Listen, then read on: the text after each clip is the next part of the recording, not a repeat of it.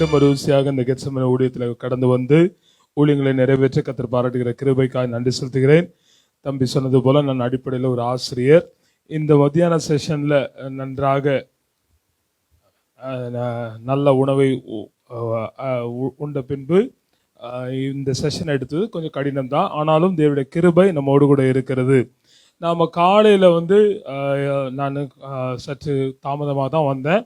ஆனால் கிறிஸ்தவ வாழ்க்கை குறித்து, விசுவாசத்தை குறித்து, ஆண்டவருக்குள்ளாக எப்படி இருக்க வேண்டும் என்பதை குறித்ததாக அருமையான சத்தியங்களை நீங்கள் கேட்டிருக்கிறீங்க. அது உங்களுக்கு ஆசீர்வாதமாக இருக்கும். அதனுடைய தொடர்ச்சியாக ஒரு சீஷனாக, ஒரு உக்கிரானக்காரனாக எவ்விதமாக இருக்க வேண்டும் என்கிற சில சத்தியத்தை உங்களுக்கு நான் போதிக்க விரும்புகிறேன். எழுதி கொள்ளுங்க. நான் ஆசிரியர் ஆகினால எழுத படிக்க தெரிந்தவங்க, நோட்டு இருக்கிறவங்க, பேனர் இருக்கிறவங்க கண்டிப்பாக எழுதணும். இல்லாட்டினா இது பிரசங்கமாக மாறிடும். ஒரு பிரசங்கத்துக்கும் ஒரு போதனைக்கும் என்ன வித்தியாசம்? What is the difference between preaching and teaching? ரெண்டும் ஒன்று தானா அப்படின்றீங்களா? ஆமாம், ரெண்டும் ஒன்று தான். ஒரு நெல்லில் ஒன்று தான். வேற? பிரசங்கம் என்பது விசுவாசத்தை அதிகரிக்கும் செயல்.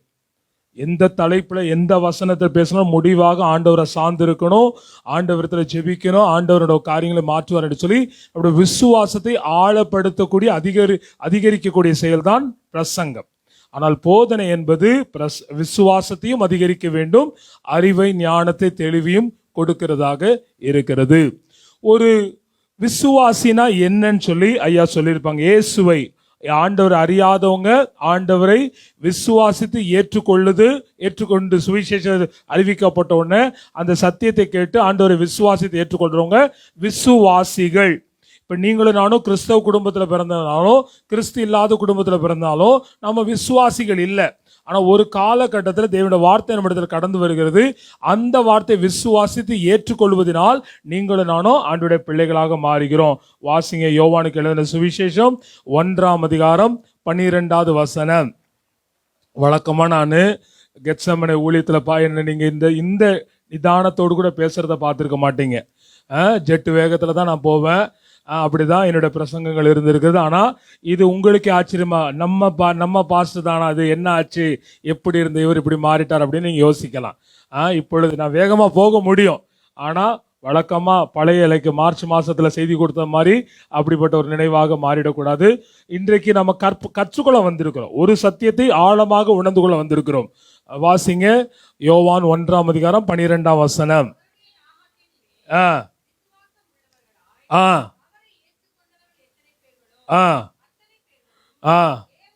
ஆண்டவரை விசுவாசித்து ஏற்றுக்கொண்டால் தான் அவருடைய பிள்ளை. அப்போ விசுவாசித்து சுவிசேஷத்தை கேட்டு விசுவாசித்து ஏற்றுக்கொள்வதன் மூலமாக அவருடைய பிள்ளைகளாக நம்ம மாறுறோம். ஆண்டவர் நம்ம அவருடைய பிள்ளைகளாக மாத்திரம் அவ்விதமாகவே இருக்க வேண்டும் என்று ஆண்டவர் விரும்பவில்லை.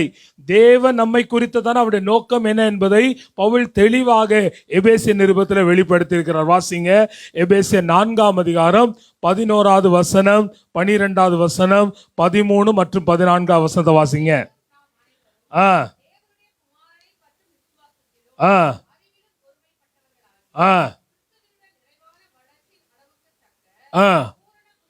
கிறிஸ்துவின் நிறைவான வளர்ச்சியின் அளவுக்கு தக்க பூரண புருஷராக வேண்டும். இதுதான் தேவன் நம்மை குறித்த ஒரு எதிர்பார்ப்பு. God's objective concerning our lives is to make us to be like Jesus. இயேசுவை போல இருத்தல், இயேசுவை போல வளரணும், அந்த அறிவுல, அனுபவத்துல, முதிர்ச்சியில வளர வேண்டும் என்று சொல்லி தேவன் நம்ம இடத்துல எதிர்பார்க்கிறவராக இருக்கிறார். அதற்காகத்தான் ஆண்டவர் அடுத்த வசனத்துல 3 விதமான ஊழியங்கள் சபைகளுக்கு காணப்படணும். முதலாவது பக்தி விருத்தி, 2வது நற்சீர் பொருந்துதல், 3வது சுவிசேஷ வேலைக்கு ஆயத்தமாகுதல். இந்த 3 காரியத்தை செய்யும்படியாக அடுத்த வசனத்துல 12வது 13வது வசனத்துல ஆண்டவர் 5 வகை ஊழியங்களை கொடுத்து அவைகளை கொண்டு செய்கிறவராயிருக்கிறார். 14ஆம் வசனத்துல ஏன் இந்த 5 வகை ஊழியங்கள் இருக்கிறது, ஏன் இந்த 3 விதமான ஊழியங்கள் சபையில காணப்பட வேண்டும் என்கிறதான விளக்கத்தை அங்கே பவுல் சொல்வதை பார்க்கிறோம். வாசிங்க 14ஆம் வசனத்தை வாசிங்க. குழந்தைகளாய் இராதபடிக்கு வளர வேண்டும் என்பது தேவ சித்தம்.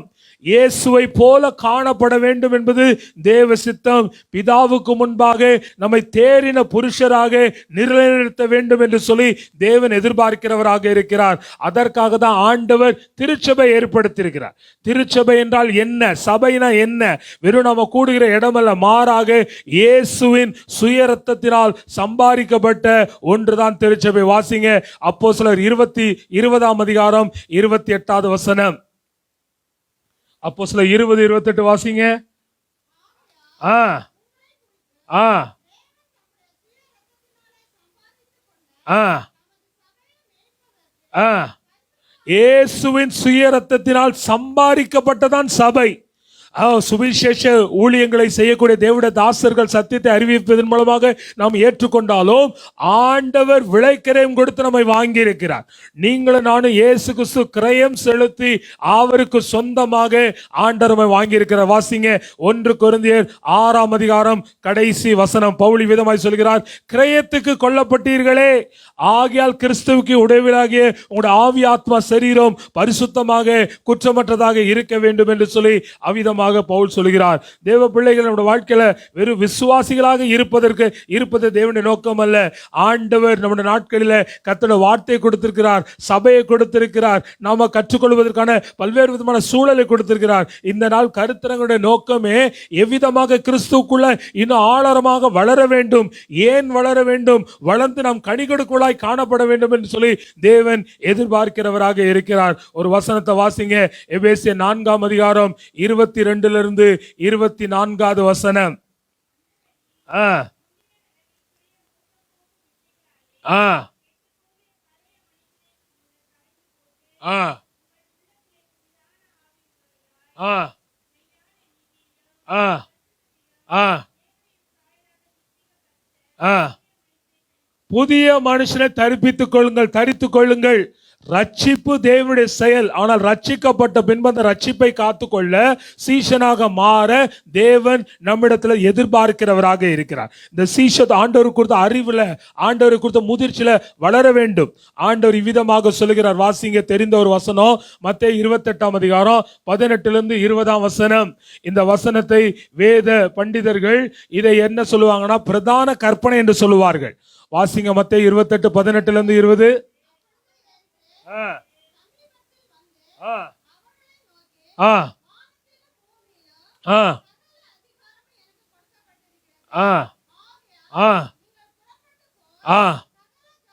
சகல ஜாதி விசுவாசியாக்குங்கள், ரசிகராக்குங்கள், ஒரு திரள் கூட்டத்தை சேருங்கன்னு சொல்லல.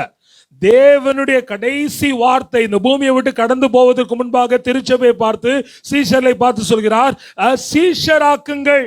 உலகமெங்கும் புறப்பட்டு போய் சகல ஜாதிகளும் சீஷராக்கப்பட வேண்டும். சகல இனத்தாரும், சகல மொழி பேசக்கூடிய சகல மக்களும், பெரியவங்க சின்னவங்க, ஆண்கள் பெண்கள் வித்தியாசமின்றி அனைவரும் சீஷராக்க வேண்டும் என்பதுதான் தேவனுடைய எதிர்பார்ப்பாக மாறுகிறது. சீஷன் என்றால் யார்? சீஷனை எப்படி மாறிட முடியும்? ரட்சிப்பை தேவனுடைய கிருபையினால ஒரு சன பொழுதுல, ஒரு நொடி பொழுதுல, ஒரு அற்புதத்தை பார்க்கும் பொழுது, ஒரு வசனத்தை கேட்கும் பொழுது, ஒரு பாடலை ரசிக்கும் பொழுது, நாம ஒரு நொடி பொழுதுல ஆண்டுடைய பிள்ளைகளாக, விசுவாசிகளாக, ஆண்டவரை ஏற்றுக்கொண்டவர்களாக மாறி விடுகிறோம். ஆனால் சீஷத்துவம் என்பது தொடர்ந்து நடைபெற வேண்டிய ஒரு செயல். எழுதிக் கொள்ளுங்க. Discipleship is an ongoing process. It's a continuous process. It is not a one-time event. சீஷத்துவம் என்பது இயேசுவை போல மாறக்கூடிய சீஷத்துவம் என்பது ஒரு நாள்ல நடக்கக்கூடிய காரணம் அல்ல, மாறாக தொடர்ந்து நடைபெற வேண்டிய ஒரு பயிற்சி, ஒரு அனுபவம். பக்கத்தில் இருக்கவங்க சொல்லுங்க, அது ஒரு தொடர் பயிற்சி, தொடர் செயல். உலகத்துல, அதாவது ஆங்கிலத்தில் சொல்லுவாங்க, there is no finished graduate in the school of discipleship. சீஷத்துவ பயிற்சியில தேர்ச்சி பெற்றவங்க யாருமே கிடையாது.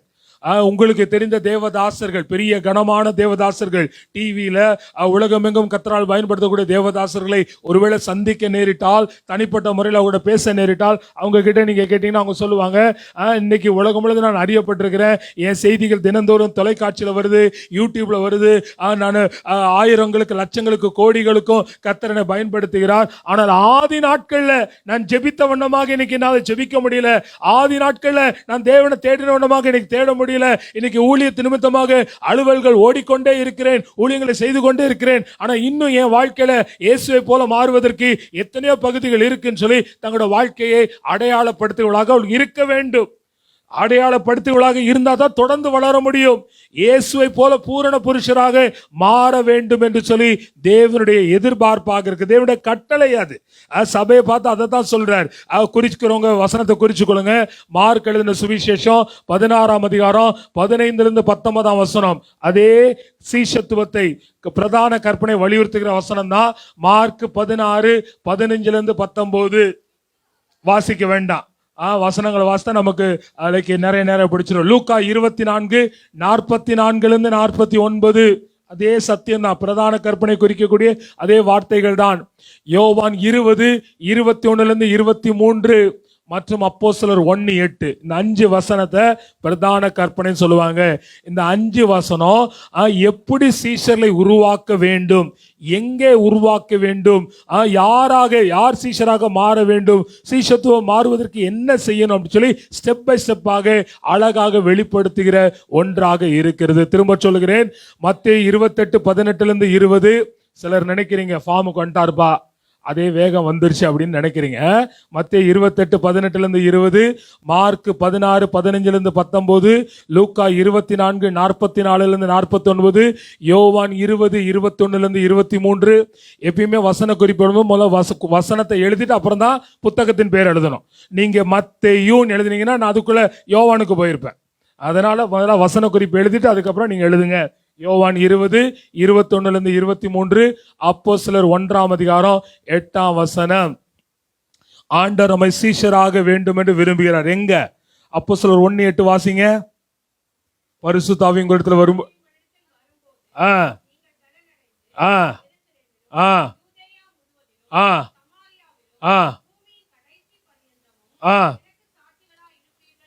அது என்ன? எருசலேம், யூதேயா, சமாரியா, பூமியின் கடைசி பரியந்தம்.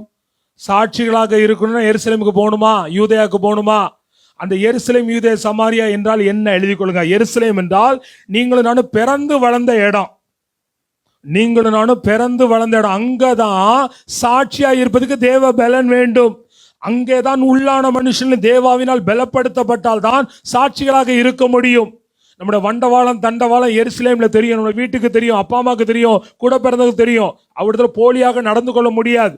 அவர்களிடத்துல தான் கர்த்தர் என் வாழ்க்கையில மெய்யாக இந்த மாற்றத்தை கொடுத்தார். நான் ஆண்டோட பிள்ளையாக இருக்கிறேன், நான் பழையவைகள் ஒளிந்தன, எல்லாம் புதிதாயின, நான் கிறிஸ்துவை பின்பற்றுகிறேன் சொல்லி என்னோட வாழ்க்கை சாட்சியாக இருக்க தேவ பலன் வேண்டும். தேவ பலனால் தரிப்பிக்கப்பட்டு ஆண்டவர் தெளிவா சொல்ற பாருங்க, போய் எருசலேம்ல காத்திருங்க, உன்னதத்தின் பலனால் தரிப்பிக்கப்படுற வரைக்கும்.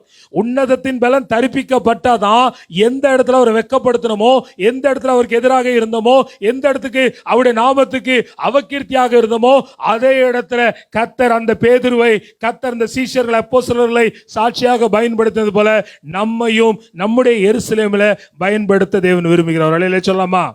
எருசலேம் என்பது நம்முடைய வீடு, நம்ம பிறந்து வளர்ந்த விளாண்ட நம்ம இருந்த இடம். நம்முடைய உறவுகள் மத்தியில, நம்முடைய குடும்பத்தார் நண்பர்கள் மத்தியில சாட்சிகளாக இருக்க வேண்டும். சாட்சிகளாக இருக்க வேண்டும் ஆண்டவர் எதிர்பார்க்கிறார். ஆகையினால் தான் பரிசுத்தாவி வந்து நம்மை எருசலேம்ல, யூதயா என்பது நம்ம ஸ்கூலு, நம்ம நகரம். இப்போ சொல்லணும்னா மறைமலை நகர், அதுதான் யூதயா. மறைமலையோட அந்த பகுதி குடுவாஞ்சேரி, அது நம்முடைய யூதயா. அடுத்ததாக சமாரியா. சமாரியானா வட சென்னை, அதுவும் சென்னை தான், ஆனா அது வட சென்னை. அங்க பேச்சு வேற, கலாச்சாரம் வேற, மொழி வேற, பழக்க வழக்கம் வேற, எல்லாம் வேற. இங்க வைக்கிற மாதிரி தான் அங்கேயும் சாம்பார் வைப்பாங்க, ஆனா அங்க வைக்கக்கூடிய சாம்பார் வித்தியாசமா இருக்கும். அதே முருங்கை தான், அதே எண்ணெய் தான், அதே தண்ணி தான், அதே பருப்பு தான், ஆனா அங்க வைக்கக்கூடிய வேற. 8 கிலோமீட்டர்ல கலாச்சாரம் மாறுபடுகிறது என்று சொல்லி மானுடவியலாளர்கள் சொல்றாங்க.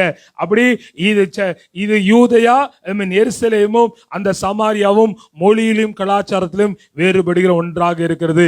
கடைசியாக பூமியின் கடைசி பரியந்தம் மொழி தெரியாத கலாச்சாரமாக, வேற கலாச்சாரமாக இருக்கிற இடத்துலயும் சாட்சிகளாக இருக்க வேண்டும் என்று ஆண்டவர் எதிர்பார்க்கிறார். புரியுதுங்களா? அப்போ முதல்ல நம்முடைய வீட்டுல துவங்கி அதுக்கப்புறம் நம்முடைய தெருக்கு வந்து, நம்முடைய ஊருக்கு வந்து, தேசங்களுக்கு பரவ வேண்டும் என்று சொல்லி தேவன் எதிர்பார்க்கிறவராக இருக்கிறார். சீஷன் என்றால் என்ன? ஒரு அந்த சீஷ் என்ற ஆங்கில வார்த்தை வைத்துக்கொண்டு ஒரு சத்தியத்தை உங்களுக்கு விளக்க விரும்புகிறேன். சீஷ் என்ற வார்த்தைக்கு ஆங்கிலத்தில் டிசைபிள்.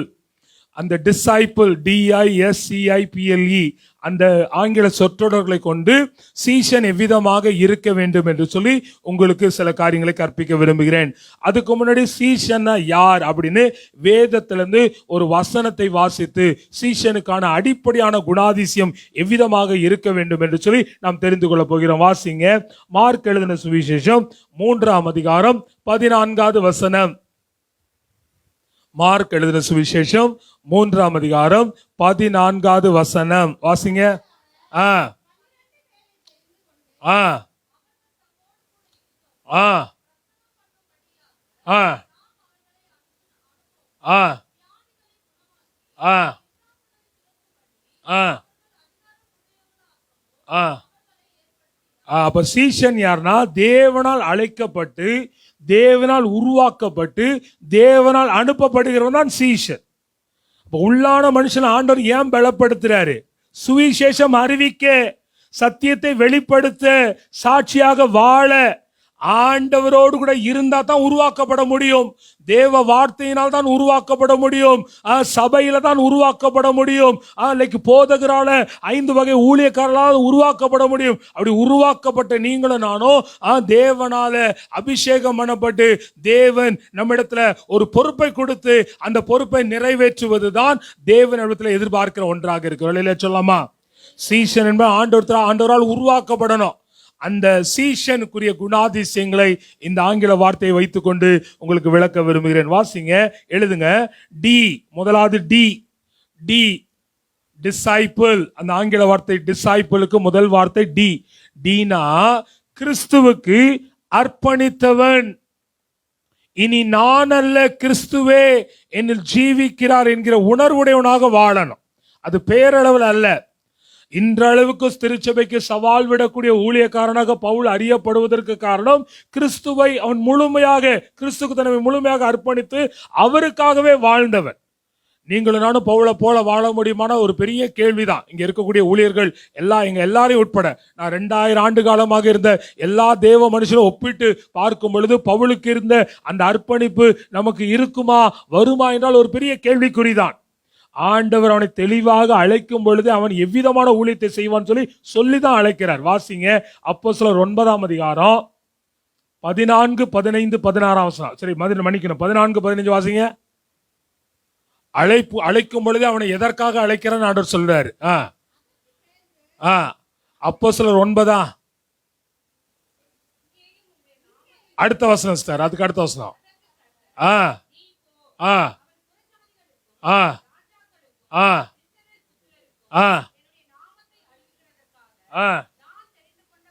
இது கேட்க நல்லா இருக்குது. நான் பயன்படுத்துற பாத்திரம் அப்படின்னு ஆண்டவர் சொல்ல. Very good. அடுத்து எவ்வளவாய் பாடுபட. இன்னைக்கு சீஷனாக இருக்கிற சுவிசேஷம் அறிவிக்க நம்ம விரும்புறோம். பேரை பெற, புகழ பெற, அடையாளப்படுத்தப்பட விரும்புகிறோம். ஆனா சீஷன் என்பவன் சிலுவை சுமக்கணும். சிலுவை சுமந்த ஆண்டவரை பின்பற்றுவதான் சீஷனாக இருக்க முடியும். எனக்கு சிலுவை வேண்டாம், நான் ஆண்டவரை நேரம் கிடைச்சா பின்பற்றுவேன், எனக்கு சௌரியமா பின்பற்றா சீஷனாக இருக்க முடியாது. இயேசுவோடு கூட இருந்து அவரால் உருவாக்கப்பட்டால் அவருடைய சிலுவை சுமக்கிறவன் தான் சீஷனாக இருக்க முடியும். இங்கே பவுல் ஆண்டவரால் சுவிசேஷம் அறிவிக்கப்படுகிறது மாத்திரமல்ல, ஆண்டவருக்காக பாடுகளை படப்படுகிறவன் என்று சொல்லி ஆண்டவர் அவனை அழைக்கும் போதே அவனை குறித்ததான நோக்கத்தை தெரியப்படுத்துகிறார். அவன் பட்ட பாட ஒரு லிஸ்ட் போடுறான். வாசிங்க, 2 கொரிந்தியர் 11ஆம் அதிகாரம் 24 28 வசனத்தை வாசிங்க. 2 கொரிந்தியர் 11ஆம் அதிகாரம் அதுக்கு முந்தின வசனம் வாசிங்க சார், 23 வாசிங்க.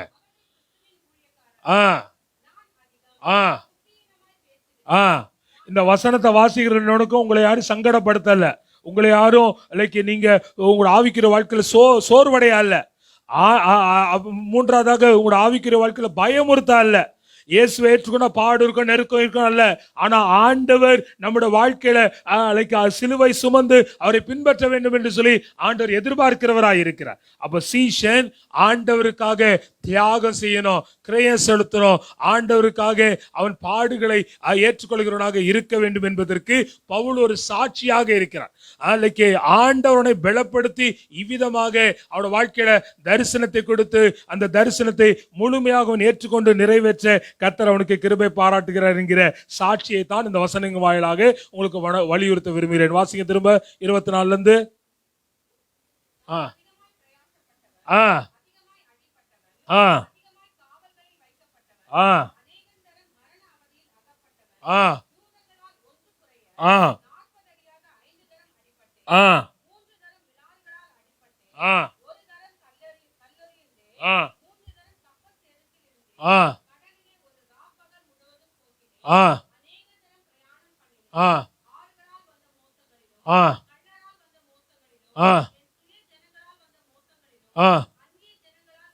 அப்படின்னு லிஸ்ட் போட்டுட்டு சொல்றாரு, இவைகளை குறித்த சபைகளை குறித்த கவலை.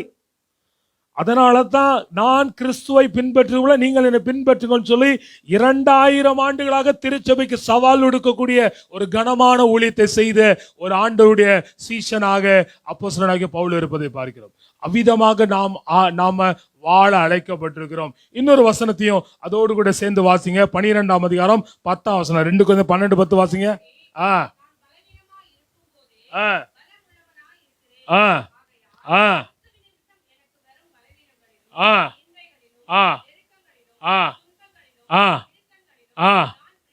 நான் பிரியப்படுகிறேன். அடி வாங்குறது எனக்கு ரஸ்க் சாப்பிடுற மாதிரி. நான் ஆண்டவருக்காக நான் சிலுவை சுமப்பது என்னோட வாழ்க்கையில பாக்கியம் என்று வாழ்ந்தவன்.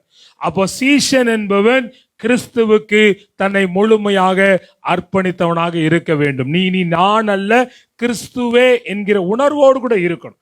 நீங்களும் நானும் ஆண்டவர் ரட்சிக்கப்பட்ட பொழுது தேவனுடைய ஆளுகைக்குள்ளாக வருகிறோம். வசனத்தை குறிச்சு கொள்ளுங்க. 1 தெசலோனிக்கேயர் 4ஆம் அதிகாரம் 1ஆம் வசனம் 2ஆம் வசனம். கிறிஸ்தவ வாழ்க்கை என்பது, ஒரு சீஷனுடைய வாழ்க்கை என்பது ஏனோ தானோ என்று வாழ்கிற வாழ்க்கை அல்ல, இப்படித்தான் வாழ வேண்டும் என்று வரையறுக்கப்பட்ட வாழ்க்கை. It is a well defined boundary. எப்படி பேசணும், எப்படி நடக்கணும், எப்படி உணவை அருந்த வேண்டும், எப்படி எதிர்காலத்தில் பழக வேண்டும், எப்படி நேரத்தை காக்க வேண்டும், எல்லாவற்றையும் ஆண்டவர் தெளிவாக வரையறுத்து வைத்திருக்கிறார். அப்ப கிறிஸ்துவுக்காக அர்ப்பணித்து ஆண்டவர் ஏற்படுத்தின ஒழுங்கின்படி வாழக்கூடியவனாக நீங்களும் நானும் இருக்க வேண்டும் என்று சொல்லி தேவன் எதிர்பார்க்கிறார். அப்ப டிசைபிள், டி என்பது டிவோட்டட் டு கிரைஸ்ட், ஆண்டவருக்கென்று நம்மை அர்ப்பணித்த ஒரு வாழ்க்கை. இனி நான் அல்ல, கிறிஸ்துவே, அப்படி வாழணும். இரண்டாவதாக ஐ, டிசைபிளோட இரண்டாவது வார்த்தை ஐ எழுதி கொள்ளுங்க. Increasing in grace and knowledge. Increasing in grace and knowledge, கிருபையிலையும் அறிவிலையும் வளருகிறவன் தான் சீஷன். இது எதை குறிக்கிறது? அந்யோன்யத்தை குறிக்கிறது, நெருக்கத்தை குறிக்கிறது. உலக பிரகாரமா சொன்னா ஒரு ஃப்ரெண்ட்ஸா இருக்கணும்னாலே நேரம் எடுக்க வேண்டும். அது ஃபேஸ்புக் ஃப்ரெண்டுனாலும் சரி, அது இன்ஸ்டா ஃப்ரெண்டுனாலும் சரி, நேரம் எடுத்தாதான் அந்த ஃப்ரெண்ட்ஷிப் சாத்தியம். Relationship is possible only when you spend adequate time. நேரத்தை போதுமான அளவுக்கு கொடுத்தாதான் அந்த உறவு சாத்தியம், அந்த நட்பு, நேசம், நெருக்கம் இருக்கும். அப்ப சீஷன் என்பவன் தேவனோடு கூட அதிக நேரம் செலவு பண்ணுகிறவனாக இருக்க வேண்டும். செலவு பண்ணாதான் கிருபையிலையும் அறிவிலையும் வளர முடியும். இல்லாட்டா வாரத்துக்கு ஒரு முறை வந்து போற ஆளா இருந்தா, you will be a stranger, you will be a visitor, you will be a passerby, you will be a well-wisher, you will be a fan. ரசிகனாக இருக்கணும். பாத்தீங்கன்னா திரைப்பட கலைஞர்கள் இருக்கிறாங்க, வருடத்துக்கு ஒரு முறை ஒரு நாள் வேஷம் கட்டினா போதும், ஒரு நாள் ஒரு பாலாபிஷேகம் கழுத குதிரன் பண்ணா போதும், அந்த கலைஞனுடைய ரசிகனாக இருக்கலாம். ஆனா ஆண்டவர் நம்மை ரசிகனாக அல்ல, மாறாக சீஷராக இருக்க விரும்புகிறார். அப்ப சீஷன் என்பவன் கிருபையிலும் அறிவிலும் வளர்கிறவனாக இருக்க வேண்டும். புரியுதுங்களா? புரியுதா? எழுதிட்டீங்களா? இது நெருக்கத்தை, அந்யோன்யத்தை குறிக்கிறது. கிருபையிலும் அறிவிலும் வளர வேண்டும் என்று சொல்லி தேவன் எதிர்பார்க்கிற வசந்த வாசிங்க. கொலோசியர் 1ஆம் அதிகாரம் கொலோசியர் 1:28 வாசிங்க.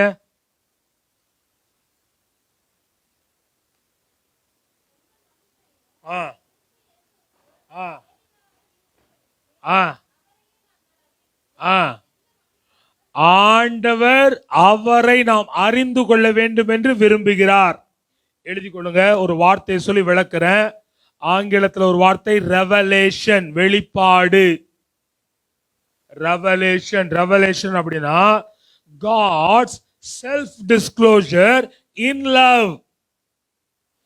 ஆண்டவர் அன்பினால் அவரை நமக்கு தெரியப்படுத்துகிறார். தெரியப்படுத்துவது மாத்திரமல்ல, நாம் அவரை அறிந்து கொள்ள வேண்டும் என்று விரும்புகிறார். Revelation is God's self disclosure in love.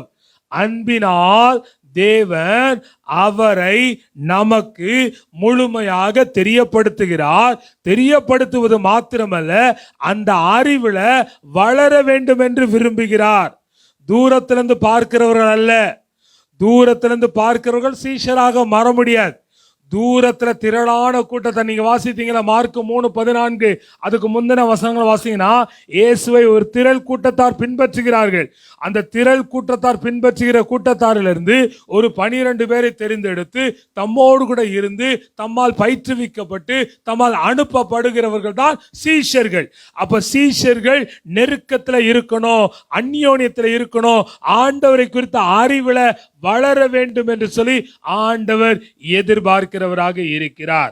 அப்ப சீஷர்களாக இருக்க வேண்டும். ஆவியில பலப்படணும்னா வேத வார்த்தை, தேவனுடைய வார்த்தையில களங்கமில்லாத ஞானப்பாலின் மீது ஆசையா இருந்தா தான் வளர முடியும். அந்த ஞானப்பாலின் மீது ஆசை இல்லாட்டினா நீங்களும் நானும் வேண்டிய அளவுக்கு வளர முடியாது. வளருவோம், ஆனால் ஆரோக்கியமற்ற அவைகளாக காணப்படுவோம். மூன்றாவதாக சீஷன் என்பவன் யார்? எழுதி கொடுங்க ஆங்கிலத்துல, அப்புறம் தமிழ்ல சொல்றேன். submitted to and serving Christ and the church. கிறிஸ்துவுக்கும் திருச்சபைக்கும் அர்ப்பணித்து சேவை செய்கிறவன். 2 வார்த்தை ரொம்ப முக்கியம். submitted to church, submitted to Christ. சிலர் என்ன சொல்லுவாங்க, எனக்கு சர்ச்சு வேண்டாம், எனக்கு அதிகாரம் வேண்டாம், எனக்கு பாஸ் வேண்டாம், எனக்கு ஆவியானவர் கர்த்தர் கொடுத்த அபிஷேகம் இருக்கிறது, அபிஷேகம் என்னை நடத்தும் என்று சொல்லி அவ்விதமாக வழிவிலகி போகக்கூடிய காரியம் இருக்கிறது. நான் சபை சரித்திரத்தை எடுக்கக்கூடிய ஆசிரியர். 2000 ஆண்டுகளாக சபை சரித்திரத்தில் பார்த்தீங்கன்னா பலர் கட்டுப்பாடுகளை அவர்களுக்கு மேலாக கண்காணிகளை விரும்பாததினால் தவறான பாதையில நடத்தப்படுகிறார்கள். ஆதி திருச்சி விழுந்து ஒரு உதாரணத்தை சொல்லுகிறேன். ஒரு மனிதன் பேரு மாண்டனஸ். அவன் என்ன சொல்றான், பாஸ்ட் வேண்டாம், பிஷப் வேண்டாம், பைபிள் வேண்டாம், எனக்குள்ள இருக்கிற அபிஷேகம் என்னை நடத்தும் என்று சொல்லி கர்த்தரோட வார்த்தையை அவன் விசுவாசியாதபடிக்கு ஆண்டோட வருகையை குறித்து தவறாக சொல்லி அவன் ஜனத்தை வஞ்சிக்கிறவனாக இருந்தான். ஆண்டவர் 2வது வருகை என்கிட்ட சொல்லிட்டாரு, இந்த இடத்துல தான் ஆண்டோட வருகை இருக்குன்னு சொல்லி ஜனத்தை கூட்டி கடைசியில அவனும் வஞ்சிக்கப்பட்டு அவனோடு கூட திரள் கூட்டத்தாரும் வஞ்சிக்கப்பட்ட ஒரு நிலை இருக்கிறது. ஆகையினால் தேவ பிள்ளைகளே, நீங்களும் நானும் எவ்வளவுதான் கர்த்தரால பயன்படுத்தப்பட்டாலும், தேசங்களுக்கும் பட்டணங்களுக்கும் ஜாதி ஜனங்களுக்கு ஆசீர்வாதமா இருந்தாலும், நம்மை கண்காணிக்க ஆவிக்குரிய தகப்பன்மார் நமக்கு வேண்டும். ஒரு வழியிலே சொல்றீங்களா? எனக்கு பாஸ்ட் வேண்டாம், எனக்கு யாரு வேண்டாம், நான் தான் தோன்றித்தனமாக இருந்தீங்கன்னா நீங்களும் தவறாக நடத்தப்படுவீங்க, பலரை தவறாக நடத்த வாய்ப்பு இருக்கிற. ஆகியனால உங்களை எச்சரிக்க, உங்களை உணர்த்த, உங்களை வழிகாட்ட உங்களுக்கு ஆவிக்குரிய தகப்பன்மார், உங்களுடைய போதகர் வேண்டும். போதகர்னா சும்மா இதோ இல்ல. ஒரு வசனத்தை வாசித்து விளக்குகிறேன். ஒரு மெய்ப்பண்ணா யார் என்பதை இந்த வசனத்தின் வாயிலாக விளக்க விரும்புகிறேன். வாசிங்க. நீதிமொழிகள் 27ஆம் அதிகாரம் 23ஆம் வசனம், 26ஆம் வசனம், 27ஆம் வசனம் வாசிங்க.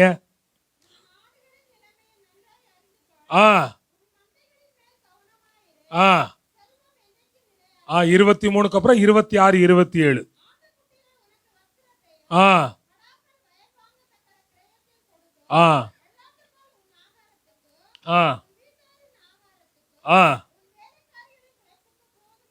ஒரு ஊழியக்காரன் எப்படி இருக்கணும்?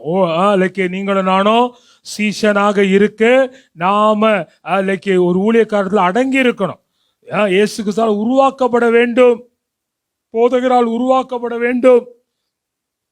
மெய்ப்பன்னா 3 காரியம். இப்ப நான் சொன்ன வசனத்துக்கு 3 விளக்கம் எழுதிக்கொள்ளுங்க. ஒரு மெய்ப்பன் என்பவன் போஷிக்கிறவனாக இருக்கணும், 2வது பராமரிக்கிறவனாக இருக்கணும், 3வது பாதுகாக்கிறவனாக இருக்கணும்.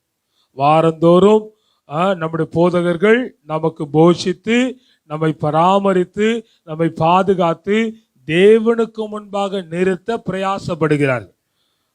ஏனோ தானோன்னு சொல்லி அல்ல, அவர்கள் கூலிக்கு வேலை பார்க்குற ஆள் கிடையாது. அவங்க ஓனாய் வந்தா விட்டுட்டு போற ஆட்கள் கிடையாது. மாறாக உத்தரவாதத்தோடு கூட பிரதான மெய்ப்பன் வரும்பொழுது கணக்கு ஒப்புவிக்க வேண்டும்.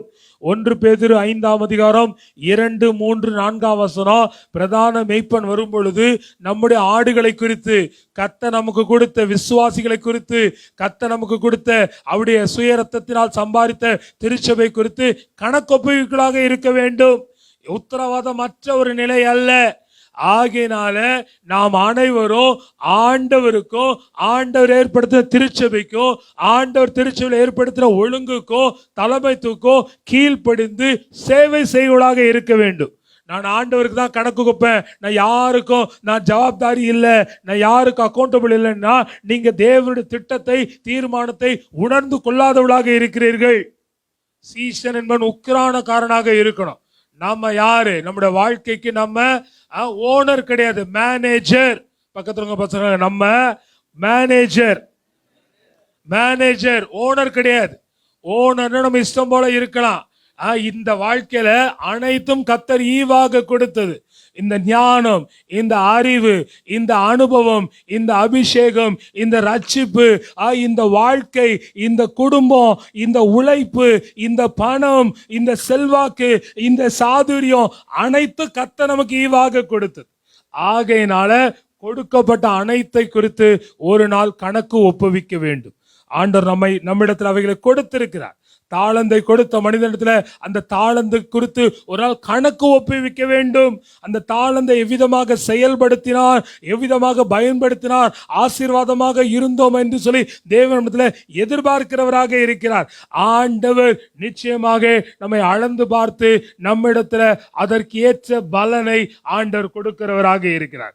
ஆகையினால கிறிஸ்துவுக்கும் சபைக்கும் கீழ்ப்படிந்த ஒரு வாழ்க்கை இருக்கணும். அவன் தான் சீஷன். அப்ப உள்ளான மனிதனை பலப்பட்ட நாம் திருச்சபைக்கு ஆசீர்வாதமாக இருக்க வேண்டும், தேவராஜ்யத்தை கட்டியவளாக இருக்க வேண்டும், பலருடைய வாழ்க்கையில நற்சீர் பொருந்த காரணமாக இருக்க வேண்டும். அதைத்தான் எபேசியர் 4ஆம் அதிகாரம் 12ஆம் வசனத்துல பவுல் தெளிவாக சொல்லுகிறார். பக்தி விருத்தி நான் சொல்லுவேன், நற்சீர் பொருந்தல என்னன்னு சொல்லுவேன். அதற்கு முன்பாக இந்த சீஷனை குறித்த இந்த விளக்கத்தை முடித்து விட்டு சொல்கிறேன். அடுத்ததாக DIS சொல்லிட்டேன். அடுத்ததாக சி எழுதிக் கொள்ளுங்க. Committed to disciple others. பிறரை சீஷராக்க நாம அர்ப்பணிக்க வேண்டும். ஏஜி திருச்சபைகளை அவர்கள் நம்பக்கூடிய ஒரு ஸ்லோகன், ஒரு வாக்கியம், அந்த ஊழியங்களை பிரதானமாக இதை வலியுறுத்தி சொல்லுவாங்க, அதை நடைமுறைப்படுத்துவாங்க. சீஷராக்கு எழுதிக் கொள்ளுங்க. நான் சீஷராக பிறரை சீஷராக்க வேண்டும். Be a disciple and make disciple. நான் சீஷனாக சீஷராக்கணும், நான் சீஷன் ஆகணும். குழப்புற மாதிரி இருக்குதா? திரும்ப சொல்றேன், சீஷராக்கு. சீஷராக்க நான் சீஷராக வேண்டும். நான் சீஷராக மாறிக்கொண்டே இருக்க பிறரை சீஷராக்கி கொண்டே இருப்பேன். நான் பிறரை சீஷராக்க வேண்டும் என்பதற்காக நான் சீஷராக வேண்டும். நான் ஆண்டவரத்தில் கற்றுக்கொண்டு இருந்தால் தான் பிறருக்கு கற்பிக்க முடியும். பிறரிடத்தில் கற்பிக்க வேண்டும் என்பதற்காக தேவ சமூகத்தில் நான் கற்றுக்கொள்ள வேண்டும். உங்கள சிலர் கேட்கலாம், யோசிக்கலாம், ஐயா நான் பெர்ஃபெக்ட் ஆனதுக்கு அப்புறம் நான் ஊழியங்களை செய்கிறேன். அந்த பெர்ஃபெக்ஷன் யாருக்கும் வராது. இங்கே எனக்கு முன்பாக ஊழியம் செய்த பாஸ்டா இருக்கட்டும், அருமையாக நம்ம தேவ பிரசங்கம் நடத்தின போதகரும், நம்முடைய எங்களோட வாழ்க்கையில நிறை குறைகள் இருக்கத்தான் செய்கிறது. நாங்கள் பூரணத்தை நோக்கி பயணிக்கிறோம். நாங்களும் குறைவுள்ள மனிதர் தான். ஆனாலும் தேவன் எங்களையும் ஆண்டு அந்த கனமான ஊழியத்தில் பயன்படுத்துகிறவராக இருக்கிறார். வசனத்தை சொல்லி விளக்குகிறேன். 1 கொரிந்தியர் 1ஆம் அதிகாரம் 1வது வசனம்.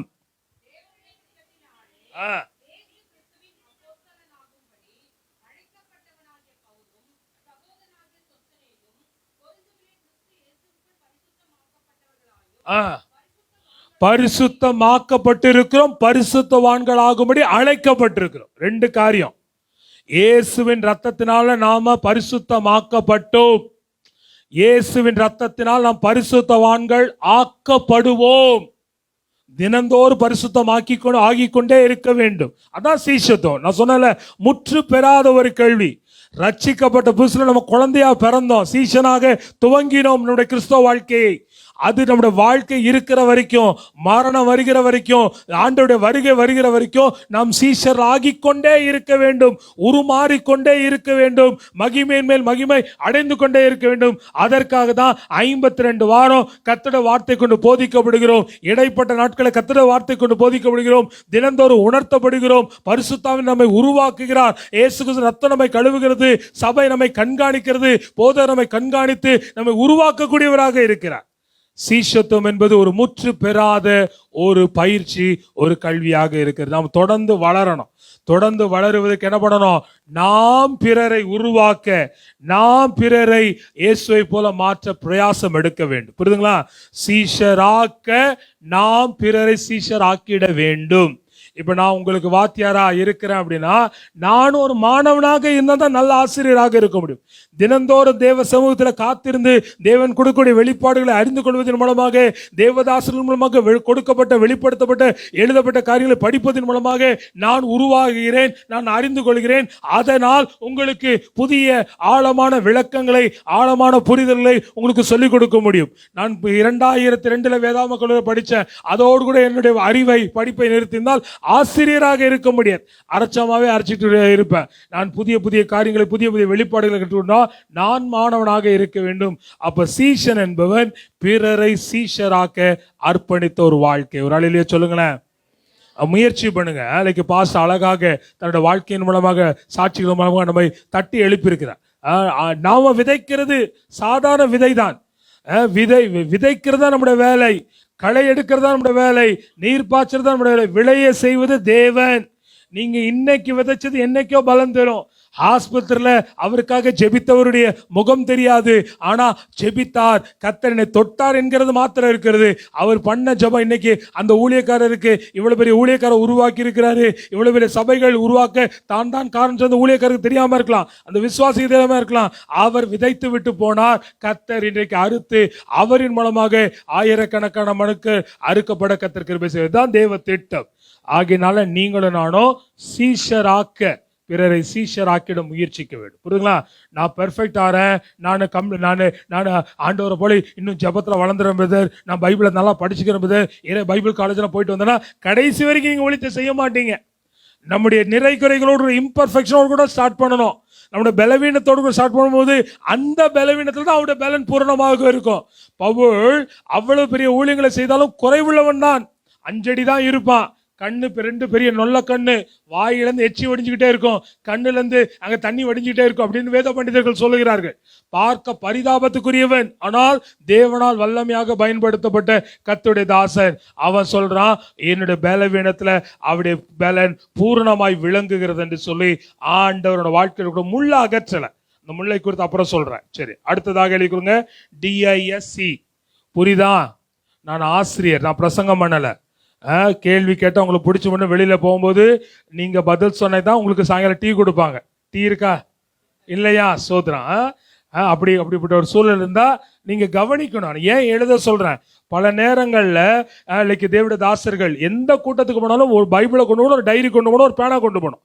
எழுத படிக்கிறது அவங்க சொல்றது அத்தனை பேர், நான் சொன்னது அத்தனை நீங்க எழுதினீங்கன்னா கண்டிப்பா எழுதிருக்க மாட்டீங்க. ஏன்னா நான் வேகமா போறேன், டக்கு டக்கு டக்கு டக்குன்னு போயிட்டே இருக்கிறேன். ஒரு சிலர் வாலிப பிள்ளைங்க தொடர்ந்து எழுதுகிறவங்க என்னுடைய வேகத்துக்கு ஈடு கொடுத்து எழுத முடியும்.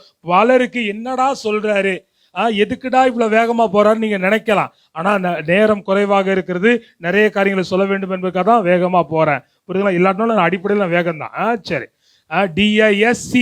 அடுத்து I சீஷன் என்பவன். அடுத்து எனது பிறரை வேத வசனத்தை கொண்டு போதிக்க வேண்டும், போஷிக்க வேண்டும். 2 காரியத்தை எடுத்துக்கோங்க. நீங்க பிறருக்கு கர்த்தருடைய வார்த்தை சொல்ல சொல்ல ஆண்டவர் இந்த வசனத்தை உறுதிப்படுத்துவார், ஆழப்படுத்துவார். வசனத்தை சொல்றதுக்காகவாது வசனத்தை படிப்போம். பிறரை வேத வசனத்தை வளர்க்கணும், உருவாக்கணும், வசனத்தை சொல்லணும். ஒரு வசனத்தை வாசிங்க. மல்கியா 2ஆம் அதிகாரம் 7வது வசனம். மல்கியா 2:7. ஆசாரியனின்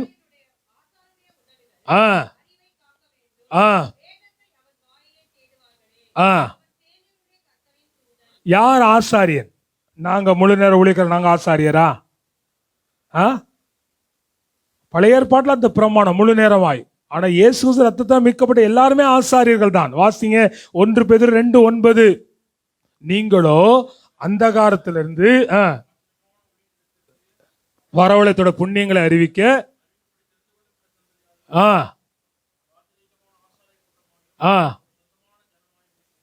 அவருக்கு சொந்தமான ஜனமாக இருக்கிற எல்லாரும் ஆசாரியர்கள். அப்ப ஆசாரியர்களாக கர்த்தர் உங்களை ஏற்படுத்தி இருக்கிறார். உங்க வாயில என்ன இருக்கணும்? வசனம் இருக்கணும். உள்ளத்துல இருந்தா தானே வாயில இருக்கும். உள்ளத்தின் நிறைவினால் தானே வாய் பேசும். கடைசி காலங்களில் ஆண்டவர் மீகால சொல்கிறாரு, வசனம் கிடைக்காத பஞ்ச காலம். அறிவு பெருத்திருச்சு. வசனம் பல விதங்களில் பல வடிவங்களை டெக்னாலஜி வாயிலாக கிடைக்கப்பட்டிருக்கிறது. ஆனா இந்த சந்ததி, நம்ம சந்ததி தான் அதிகமாக வேதத்தை வாசிக்காத சந்ததி. இதற்கு முன்பாக வேதம் கிடைக்கப்பெறாத காலங்களில் தேடி தேடி கர்த்தருடைய வார்த்தையை கவனமாக படித்த சந்ததியினர். இன்னைக்கு எல்லா டெக்னாலஜி வசதி இருந்தும் அதிகமாக பயன்படுத்தாதபடிக்கு அதிகமாக வேதத்தை வாசிக்காத சந்ததியாக நீங்களும் நானும் இருக்கிறோம். தேவ பிள்ளைகளே, தமிழ் பேசக்கூடிய அல்லது மலையாளம் பேசக்கூடிய தென்னிந்திய மொழிகள் பேசக்கூடிய நம்மெல்லாம் பாக்கியவான்கள். நம்முடைய மொழிகளில் கர்த்தருடைய வார்த்தை முழு வேதாகமாக இருக்கிறது. வட இந்தியாவில் இயேசுவை விசுவாசித்து ஏற்றுக்கொண்ட எத்தனை பேருக்கு இன்னும் முழு வேதாகமும் இல்லை. வெறும் மத்தேயு சுவிசேஷம் தான், அல்லது சங்கீத பகுதி தான், அல்லது புதிய ஏற்பாடு தான், அல்லது புதிய ஏற்பாட்டோட ஏதோ ஒரு அதிகாரம் தான் மொழிபெயர்க்கப்பட்டு அதை வைத்துக் கொண்டுதான் அவருடைய கிறிஸ்தவ வாழ்க்கை இருக்கிறது. அதை வைத்துக் கொண்டுதான் அவர்கள் அதை தேவனுடைய வார்த்தையை அதிகமாக அவர்கள் விலையேற பெற்ற ஒன்றாக பொக்கிஷமாக பாவிக்கிறார்கள். சொல்லுவாங்கல்ல, சீப்பா கிடைச்சா நமக்கு அதனோட அருமை தெரியாது. இன்னைக்கு நமக்கு ஓசியில பைபிள் கிடைக்குதா, எங்கேயாவது இலவசமாக கொடுப்பீங்க, அப்படி கேட்கறது தப்பு கிடையாது. வாங்குங்க. ஓசியில பிள்ளைகளுக்கு இல்லைக்கு கிறிஸ்துமஸ் ஆனா அல்லது பண்டிகை காலங்களில் ஓசியில சட்டை எங்கேயாவது யார்கிட்ட வாங்கி கொண்டு கொடுக்குறோமா? பெற்ற பிள்ளைகளுக்கு நாம பிரயாசப்பட்டு வாங்கி கொடுக்குறோம். ஏன் ஒரு கர்த்தருடைய வார்த்தையை வாங்கி கொடுக்க கூடாது? இதனால் அவ்வளவு காஸ்ட்லியா? ஒரு 200 300 கூட தான் கிடைக்கும். ஆனா அதை கூட நம்ம இலவசமாக பெற்றுக்கொள்வதனால்தான் பீரோல அலமாரியில தூங்கி கொண்டு இருக்கு. இது கிரயம் கொடுத்து வாங்கினா அந்த அருமையை உணர்ந்து வேத வசனத்துல வளருவது மாத்திரமல்ல, பிறருக்கு போதிக்க அழைக்கப்பட்டிருக்கு. வசனத்தை கொண்டு போதிக்க வேண்டும். நீங்களும் நானும் அனுபவத்தை சொல்ல தப்பு கிடையாது. சாட்சியை சொல்றது, சாட்சியோட சாட்சி நம்முடைய வாழ்க்கை பெரிய சவாலாக, பெரிய நம்மை அனல் முட்டி எழுப்புகிறதா இருக்கிறது. அதற்காக கர்த்தரை ஸ்தோத்திரிக்கிறேன். ஆனா ஆண்டோட வார்த்தை மாறாதது. ஆண்டோட வார்த்தை தான் ரட்சிப்புக்கு நேராக நடத்தும். வாசிங்க லூக்கா எழுதின சுவிசேஷம் 24ஆம் அதிகாரம் 46ஆம் வசனம் 47ஆம் வசனத்தை வாசிங்க. அன்றியும் லூக்கா 24 46 47.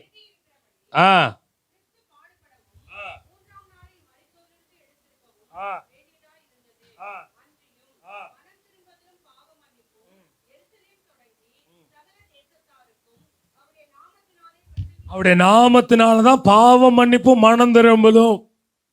இயேசு கிறிஸ்துடைய வார்த்தையில தான் ரட்சிப்பு இருக்கிறது, பாவ மன்னிப்பு இருக்குது, மனம் திரும்புதல் இருக்குது. அவருடைய உயிர்த்தெழுது தான் அவருக்கு ஜீவன் இருக்கிறது. ஆகையினால் அவருடைய வார்த்தையை சொல்ல அழைக்கப்பட்டிருக்கு. இயேசு உங்களை நேசிக்கிறார். இயேசு உங்களுக்காக பிறந்தார், வாழ்ந்தார், மரித்தார், உயிரோடு கூட எழுந்தார் என்கிற இந்த வார்த்தை தான் பாவ மன்னிப்பையும் மனம் திரும்புதலையும் பெற்றுக்கொள்ளக்கூடியதாக இருக்கிறது. வாசிங்க இன்னொரு வசனம், ரோமர் 10:9-10.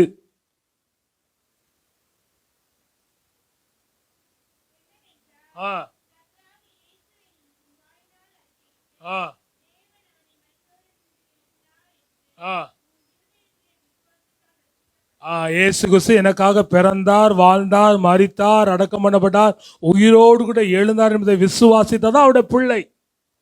அப்ப நீங்களும் நானும் கர்த்தருடைய வார்த்தையை தான் பேச வேண்டும். அனுபவங்களை சொல்லுவது தவறு கிடையாது. ஆனால் அவைகளை கண்டு தேவ வார்த்தை தான் நம்முடைய வாழ்க்கையில நம்மை முழுமைப்படுத்தும், உருவாக்கும். நம்முடைய வாழ்க்கையில ஆண்டோட பிள்ளைகளாக மாற்றுவது அவருடைய வார்த்தை. ஆகையினால் தேவ வார்த்தையை போதிக்க அழைக்கப்பட்டிருக்கிறோம். இன்னொரு காரியத்தை சொல்லுகிறேன். இப்ப நான் என்ன சொன்ன, ஐ சொல்லிட்டு இருந்தேன்னா, இப்ப ஒரு கட்டம் போட்டு எழுதி கொள்ளுங்க. ஒவ்வொரு சரி, இது முடிச்சதுக்கு அப்புறமே சொல்ல. அடுத்ததாக பி DISCI, ஐ சொன்ன instructing others in the word of God. தேவ வார்த்தை கொண்டு நாம் போதிக்கப்படுவது மாத்திரமல்ல, பிறரையும் நாம போதித்து நடத்த வேண்டும். அதனால்தான் சபை கூடி வருவதை விட்டுவிடக் கூடாது. எழுதி கொள்ளுங்க.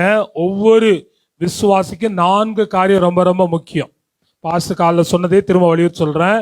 ஒவ்வொரு தேவ பிள்ளைக்கும், விசுவாசிக்கல்ல ஒரு சீசனுக்கும் 4 காரியம் முக்கியம். முதலாவது ஜெபம், 2வது வேத வாசிப்பு, 3வது திருச்சபை ஐக்கியம், 4வது சாட்சி. ரட்சிக்கப்பட்டு ஆண்டவர் ஏற்றுக்கொண்ட தேவ பிள்ளைகளுக்கு இந்த 4ம் அடிப்படை. இந்த 4ல ஏதோ ஒண்ணு மிஸ் பண்ணீங்கன்னா அது உங்க கிறிஸ்தவ வாழ்க்கை ஆரோக்கியமானதாக இருக்காது. உங்க கிறிஸ்தவ வாழ்க்கையில், உங்களோட விசுவாச வாழ்க்கையில் இந்த 4ம் தேவை. ஜெபம் தேவை, வேத வாசிப்பு தேவை, 3வது ஐக்கியம், சபை கூடி வருதல். இன்னைக்கு ஐக்கியத்துல தான் பிசாசு கைய வைக்கிறான். ஐக்கியத்துல கைய வைக்கிறதுனால தான் குடும்பங்கள் சிதைக்கப்படுகிறது, வாழ்க்கை சிதைக்கப்படுகிறது. ஐக்கியம் என்பது தேவ சமூகம். இயேசு கிறிஸ்து சுயரத்தினால் சம்பாதித்ததான் சர்ச்சு. இணையத்தின் வழியாக செய்திகளை கேட்பது தவறு அல்ல. யூடியூப் வழியாக, ஃபேஸ்புக் வழியாக ஆண்டோட வார்த்தைகளை அறிந்து கொள்கிறார். ஆனால் இவைகள் நம்மை சீஷராக மாற்ற முடியாது. நான் பகிரங்கமாக வெளிப்படையா பேசுறேன். என்னை விமர்சிக்கிறவர்கள் எழும்ப கூடலாம். இணையத்தின் வாயிலாக, தொலைக்காட்சியின் வாயிலாக, இதர மீடியா வாயிலாக செய்திகளை அறிந்து கொள்ளலாம். சீஷராக உருவாக்கப்பட முடியாது. சீஷராக உருவாக்கப்பட சபை வேண்டும், போதகர் வேண்டும், கண்காணிப்பு வேண்டும், நம்மை ஒழுங்குபடுத்தக்கூடிய ஒழுங்குகள் வேண்டும். அப்படி இல்லாதபடிக்கு இருந்தா நீங்களும் நானும் வெறும் தகவலை பெறக்கூடிய நுகர்வோராக மாறிவிடும். நுகர்வோர்னா யாரு? கடைக்கு போறோம், ரிலையன்ஸ்ல ஒரு பொருள் காஸ்ட்லியா இருக்குன்னா பக்கத்துல இருக்கக்கூடிய அந்த பிர்லா ஆதித்யா ஸ்டோருக்கு போய் வாங்குவோம். நமக்கு முக்கியம் பெஸ்ட் வேணும், சீப்பா வேணும். அதை யார் கொடுக்கறாங்க? சரவணா ஸ்டோர் கிடைச்சா இன்னைக்கு சரவணா ஸ்டோர், நாளைக்கு ஜெயச்சந்திரன் ஸ்டோர் கிடைச்சா ஜெயச்சந்திரன், அல்லது ஆன்லைன் கிடைச்சா ஆன்லைன். அதுதான் நுகர்வோர். நுகர்வோர் தனக்கு வேண்டிய காரியங்களை நுகர்ந்து கொள்ளுகிறவன். அது எங்க கிடைக்கும் தேடுறவன் தான் நுகர்வோர். இன்னைக்கு நாம் என்ன பண்றோம்? விசுவாசிகளாக இருப்பது, விசுவாசிகளாக சீஷராக இல்லாதபடிக்கு நுகர்வோராக மாறிக்கிட்டு இருக்கிறோம். நுகர்வோர் கலாச்சாரத்தை திருச்சபையானது ஊக்குவிக்கிறது.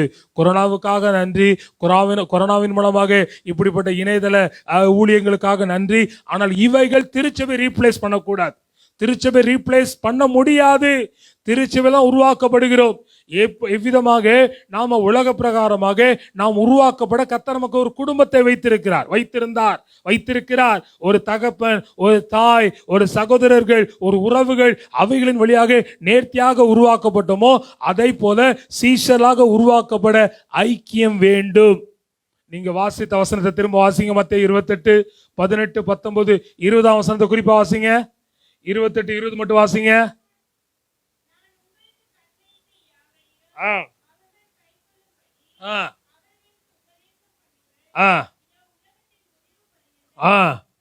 அப்ப உபதேசம் எங்க நடக்கும்? சபை ஐக்கியம் தான் சீஷர்களை உருவாக்கும். ஐக்கியம், சபை கூடி வருது இல்லாம நீங்க உருவாக்கப்பட முடியாது. திருச்சபைக்கு போறீங்க, நீங்க பாட்டு ஆராதனையில வேடிக்கை பாக்குறீங்க, கண்ணை மூடி ஆண்டவரை ஆராதிக்கல, அன்னைக்கு ஒழுங்காக உடை உடுத்தாம போறீங்க, சபையில கவனம் இல்லாம இருக்கீங்க, செய்தி நேரத்துல தூங்குறீங்கன்னா உங்க பாஸ் உங்களை எச்சரிப்பார், உணர்த்துவார். அதுதான் ஆவிக்குரிய உத்தரவாதம். ஆவிக்கு உங்களை கிறிஸ்துக்கு முன்பாக அவர் பிரசன்ட் பண்ணணும். ஆண்டவர் இடத்துல கணக்கு கேட்பார். உன்னை நம்பி நான் 50 ஆத்துமாக்களை கொடுத்தனே, 500 ஆத்துமாக்களை கொடுத்தனே, அவளை உருவாக்க நீ பிரயாசப்பட்ட என்று சொல்லி அவ்விதமாக ஆண்டவர் இடத்துல கணக்கு கேட்கிறவராக இருக்கிறார். எவ்விதமாக பெற்றோர்களாகிய நாம் நம்முடைய பிள்ளைகளுக்காக யோசி செய்யறோம்ல. ப்ரீகேஜி தான் சேர்க்க போறோம். ஆனா ப்ரீகேஜி சேர்க்கும் போது நீட் கோச்சிங் இருக்குதா? என் பிள்ளை இங்கிலீஷ்ல பேசுவானா? என் பிள்ளை நாளைக்கு டாக்டர் ஆவதுக்கு ஏற்ற சூழல் இருக்கான்னு சொல்லி ப்ரீகேஜி 2 வயசுல அவன் 21 வயசை குறித்து திட்டமிடுகிறோம். அவனுடைய எதிர்காலத்தை குறித்து திட்டமிடுகிறோம். குழந்தை பொம்பளை பிள்ளை பிறந்த உடனே அவனுடைய திருமணத்தை குறித்து பெற்றோர்கள் ஆகிய நாம் திட்டமிடுகிறோம். இப்படி உலக பிரகாரமாக திட்டமிட பொழுது போதகர் நமக்காக திட்டமிட்டு கற்பவேதனைப்பட்டு கிறிஸ்துக்குள்ளாக நம்மை பெற்று எடுத்து உருவாக்கி கிறிஸ்துக்குள்ளாக நிலைநிறுத்த வேண்டியது அவருடைய கடமையாக, அவருடைய உத்தரவாதமாக, அவருடைய பொறுப்பாக இருக்கிறது. ஆகையினால நீங்களும் நானும் அந்த உத்தரவாதத்தோடு கூட இருக்க வேண்டும். சபை கூடி வருதலை விட்டுவிடக் கூடாது. அடுத்ததாக எழுதிக்கோங்க, DISCIP, வேத வசனத்தின்படி வாழ வேண்டும். வேத வசனத்தின்படி வாழ வேண்டும். கிறிஸ்தவம் என்பது ஒரு ஏட்டு சுரக்காய் அல்ல. Christianity is not an abstract religion. Christianity is not a set of rules and do's and don'ts. கிறிஸ்தவம் என்பது இயேசுவை போல மாறுதல். அப்ப இயேசுவை போல மாறுதல் ஆண்டவர் கற்பித்த வசனத்தின்படி வாழ்ந்தா தான் இயேசுவை போல மாற முடியும். நான் ஏற்கனவே ஒரு வசனத்தை சொன்னேன்ல, 1 தெசலோனிக்கே 4:1, வரையறுக்கப்பட்ட வாழ்க்கை இன்ன பிரகாரமாய் வாழ வேண்டும். தெளிவாக ஆண்டவர் அவருடைய வசனத்தை கொண்டு நாம எப்படி வாழ வேண்டும் என்று சொல்லி இருக்கிறார். இது ஆண்டவர் சொல்றார்ல, இஸ்ரவேல் ஜனங்கள் சொல்றார், என்னோட மகத்துவத்தை எழுதி கொடுத்த அந்நிய காரியமாய் பாவித்தார்கள். நம்முடைய வாழ்க்கையில கூட மிகப்பெரிய பிரச்சனை எனது அறியாமை. கர்த்தர் எழுதின மகத்துவத்தை மறந்தவளாக, அதை கவனிக்க இடம் கொடுக்காதவளாக இருக்கிறோம். ஆண்டவர் வேதனைப்படுறார் பாருங்க. வாசிங்க, ஏசாயா 1:2, 3 ஆண்டவர் சொல்றாரு, என் ஜனங்க எப்படி இருக்கிறாங்க பாருப்பா. ஆடுக்கு எஜமான தெரியுது, மாடுக்கு முன்னன தெரியுது, ஆனா என் பிள்ளைக்கு அறிவு இல்லை. என்னை விட்டுட்டு என்ன பண்றான்? விக்கிரக ஆராதனை பண்றான். என்னை விட்டு என்ன பண்றான்? பலிகளை செலுத்துகிறான். 11, 12, 13 சொன்ன, உங்கள் பலிகளின் திரள் என்னத்திற்கு? உங்கள் ஆட்டு மாட்டுகளுடைய கொழுப்பு நினம் எனக்கு என்னத்திற்கு? கீழ்ப்படுதலை அல்லவோ நான் விரும்பினேன் என்று சொல்லி ஆண்டவர் ஏசாயாவின் மூலமாக சொல்கிறார். தேவ பிள்ளையே, வசனத்தின்படி வாழணும், வசனத்தின்படி நடக்கணும். ஆண்டோட வசனத்தை கேட்கும் பொழுது வசனம் நம்மை உருமாற்றுகிறதாக இருக்கிறது. அப்ப சர்ச்சுக்கு போகல, வேத வசனத்தை கேட்கல, பைபிளை படிக்கலன்னா சீஷனாக உருவாகிட முடியாது. உள்ள இருந்தா தான் வெளியில மாற முடியும். அந்தர்சே பாகர் தான் கிறிஸ்தவ வாழ்க்கை. நான் ஹிந்தியில பேசுறேன். உள்ள இருந்து வெளியில, வெளியில இருந்து உள்ள, வெளியில இருந்து உள்ள வேற, உள்ள இருந்து வெளியில. வாசிங்க, மத்தேயு எழுதின சுவிசேஷம் 15:17-18. மத்தேயு 15:17-18 வாசிங்க.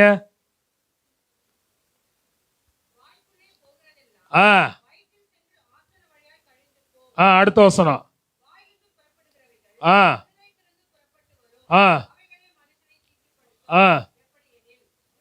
இந்த வசனம் யாருக்கு சொல்லப்பட்டிருக்குது? அவிசுவாசிக்கா? ஆண்டவர் அறியாத மனிதனுக்கா? இந்த வசனம் எல்லாரையும் குறிக்கும். நீங்களும் நானும் எக்ஸெப்ஷன் கிடையாது.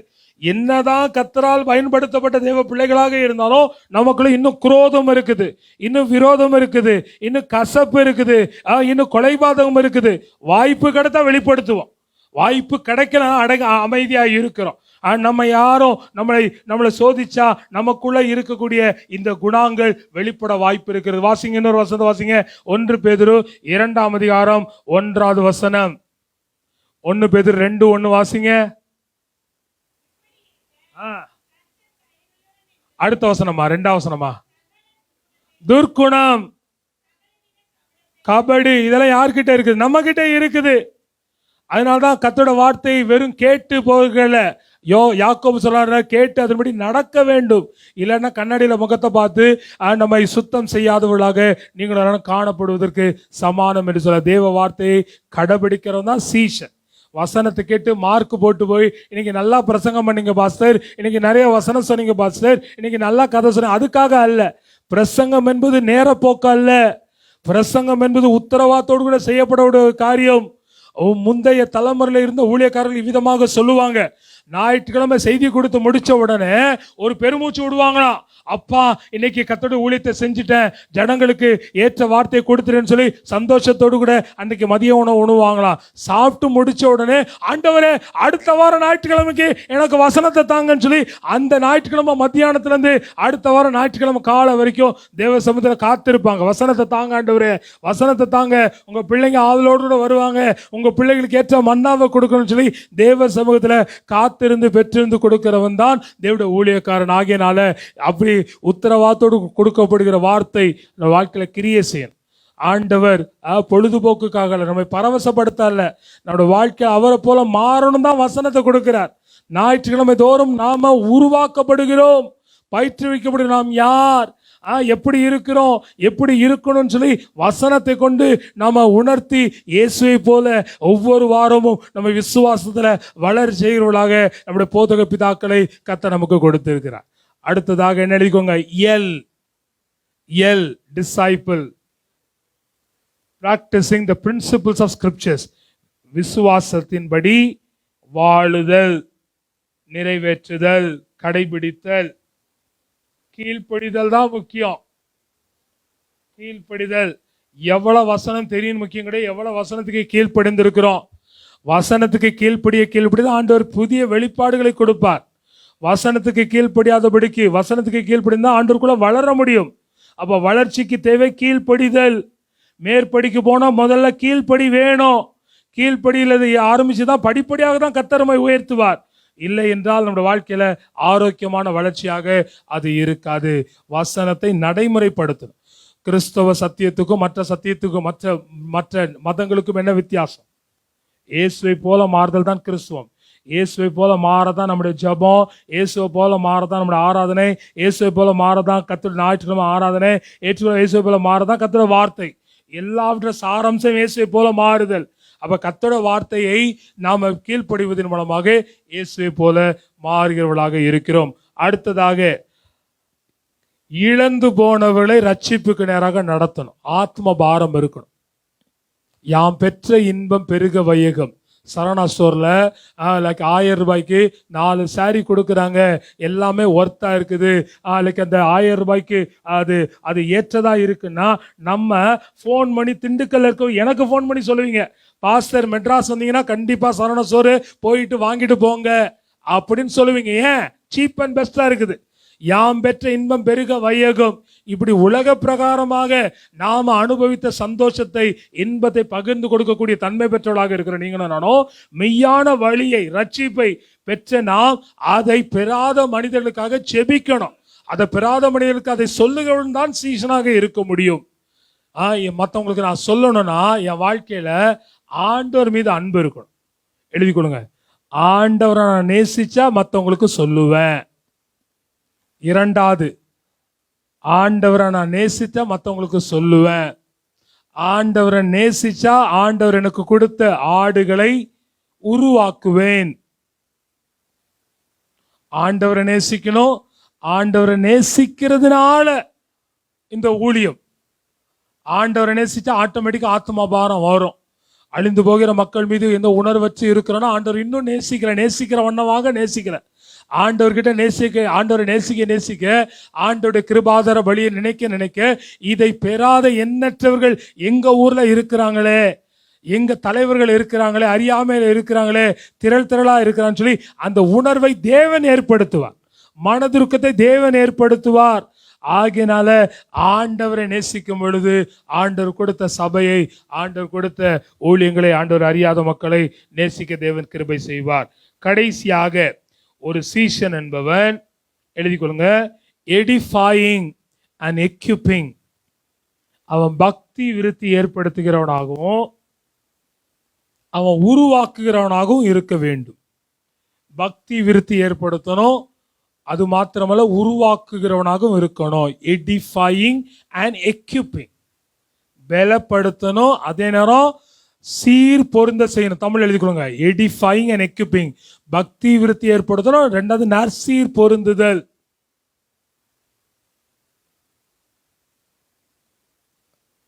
தம்பி எழுதலையா? வெரி குட், எழுதியிருக்கிறாங்க. அவர் டிஸ்ட்ரிக்ட் ஃபர்ஸ்ட், அதனால ஃபர்ஸ்ட் அவங்களுக்கு முன்னாடி எழுதி முடிச்சிட்டார். சந்தித்தது மகிழ்ச்சி. அடுத்த முறை தம்பியை போட்டோல பேப்பர்ல பார்க்கணும், நியூஸ் பேப்பர்ல பார்க்கணும். இந்த ஆண்டு +2 தம்பி எழுத போறாங்க. 10th 496 சத்தம் போடாம இருக்கிறாங்க, நிறைகுடம் தழும்பாது. 392 எடுத்த நம்ம பிள்ளைங்க இல்லாத ஆட்டம் போடுதுங்க. 496 500க்கு 496 எடுத்த அந்த பையன் இருக்கிற இடமே தெரியல. கத்தருக்காய் அந்த தம்பிக்காய் ஸ்தோத்திரம். இன்னும் +2ல சென்டம் எடுக்கணும், முழு மதிப்பெண் எடுக்கணும். கர்த்தர் உங்களுக்கு அப்படிப்பட்ட கிருபை செய்வாராக. பக்தி விருத்தி என்றால் என்ன? எழுதி கொள்ளுங்க. முதலாவதாக நம்முடைய சுவாபத்துல ஒரு மாற்றம் இருக்கணும். சுவாபத்துல மாற்றம். ரட்சிக்கப்பட்ட உடனே நம்ம சுவாபம் மாறுறது கிடையாது. ரட்சிக்கப்படும் பொழுது ஒரு பாவியாக இருந்த நம்ம இயேசுவை விசுவாசித்து ஏற்றுக்கொள்கிறோம். ஏசாமி உள்ளத்துல வந்துறார், அதுதான் முதல் நிலை. ஆனா அதுக்கப்புறம் உள்ள வந்த ஆண்டவர் நம்முடைய பழைய சுவாபங்களை அவர் அகற்றுவார், நினைவுபடுத்துவார். பழையவைகள் ஒளிந்து போயின, எல்லாம் புதிதாயின. அது துவக்கம். ரட்சிப்பின் துவக்கத்துல பழையவைகள் ஒளிந்து போக ஆண்டவர் பழையவைகளை அதை அகன்று போக, அதை மறந்து போக, அதை விட்டுவிட உதவி செய்கிறார். மாறாக புதியவைகளை நாம் கற்றுக்கொள்ள வேண்டும். சுவாபத்துல மாற்றம். ரட்சிக்கப்பட்ட பின்பாக நம்முடைய வாழ்க்கையில சுவாபத்துல மாற வேண்டும். கோபப்படுற நாம, எரிச்சல் அடைகிற நாம, நாளைக்கு கெட்ட வார்த்தைகள் பேசுகிற நாம, ரட்சிக்கப்பட்ட உடனே ஆண்டோட வசனத்தினால ஆண்டவர் சுவாபங்களில மாற்றம் கொடுப்பார். இது ஒரே நாள்ல வந்துருமா? தம்பி பிரேக்ல காலையில லிண்டன் கேட்டாங்க, இந்த உள்ளான மனுஷன் பலப்படுதல்னா என்ன, அதுக்கு எதை எதை எதை அளவுகளா வைக்க முடியும்? ஆவியின் கனிகள். இப்ப பாஸ்டர் காலையில செஷன் எடுத்த பாஸ்டா இருக்கட்டும் என்கிட்ட கேட்டீங்கன்னா, ஆவியின் கனி எவ்வளவு 9 கனி வந்துச்சுன்னா வரல. அந்த கனி வருது, இப்பதான் லைட்டா துவங்கி இருக்குது. அன்பு இருக்குது, சாந்தம் இருக்குது, அதுல இச்சையடக்கம் இருக்குது, இன்னும் 2 குணம் இருக்குது, இன்னும் சில காரியம் இன்னும் ஆரம்பிக்கவே இல்லை. ஆவியின் கனிகள் வெளிப்படுதல் தான் நம்முடைய வாழ்க்கையில உள்ளான மனிதன் பலப்பட்டதற்கான ஒரு சான்று, ஒரு அடையாளம், ஒரு டான்ஜிபிள் ப்ரூஃப். சுவாபங்கள்ல மாறணும். சுவாபங்கள் எப்படி மாற முடியும்? தினந்தோறும் வாரந்தோறும் கர்த்தருடைய வார்த்தை கொண்டு போதித்தாதான் சுவாபம். நாம என்ன நிலையில இருக்கிறோம்? நம்ம ரட்சிக்கப்பட உள்ளத்தை கொடுத்துறோம், மனதை கொடுக்கல, நம்முடைய பாரம்பரியத்தை கொடுக்கல, நம்முடைய பழக்க வழக்கத்தை கொடுக்கல, நம்முடைய செயல்பாடுகளை கொடுக்கல, நம்முடைய முறைமைகளை கொடுக்கல, விட்டு கொடுக்கல. அவைகளில மாற்றம், அவருடைய பழக்க வழக்கத்துல மாற்றம், இவைகள் வசனத்தை போதிப்பதன் மூலமாக ஏற்படுகிற ஒன்றாக இருக்கிறது. இரண்டாவதாக நல்ல நடத்தை. நம்முடைய வாழ்க்கையில உள்ளான குணாதிசய மாற்றம் நம்முடைய வாழ்க்கையில நம்முடைய வாழ்க்கையில செயல்பாட்டில் காணப்படணும். பவுலை குறித்து இப்படி சாட்சி கொடுக்குறாங்க பாருங்க. அப்போஸ்தலர் நடபடிகள் 9ஆம் அதிகாரம். அவனை பத்தி, அவனோட வாழ்க்கை குறித்து, அவனை இதுக்கு முன்னாடி பார்த்தவங்க, இதுக்கு பின்னாடி பார்த்தவங்க அவனை குறித்து இவ்விதமாக சாட்சி கொடுக்கிறாங்க. வாசிங்க 31ஆம் வசனம். அப்போஸ்தலர் 9:31.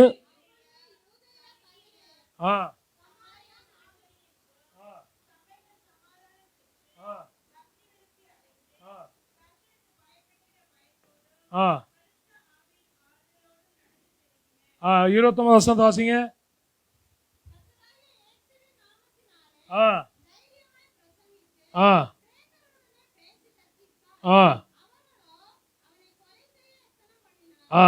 எந்த இடத்துல கொலை செய்ய எத்தனை பண்ண பவுல் இன்னைக்கு அதே சத்தியத்தை ஊர் ஊராக, கிராமம் கிராமமாக கர்த்தருடைய வார்த்தை பேசி அநேகரை ரட்சிப்புகளாக நடத்துறான்னு சொல்லி அவனை குறித்த சாட்சி.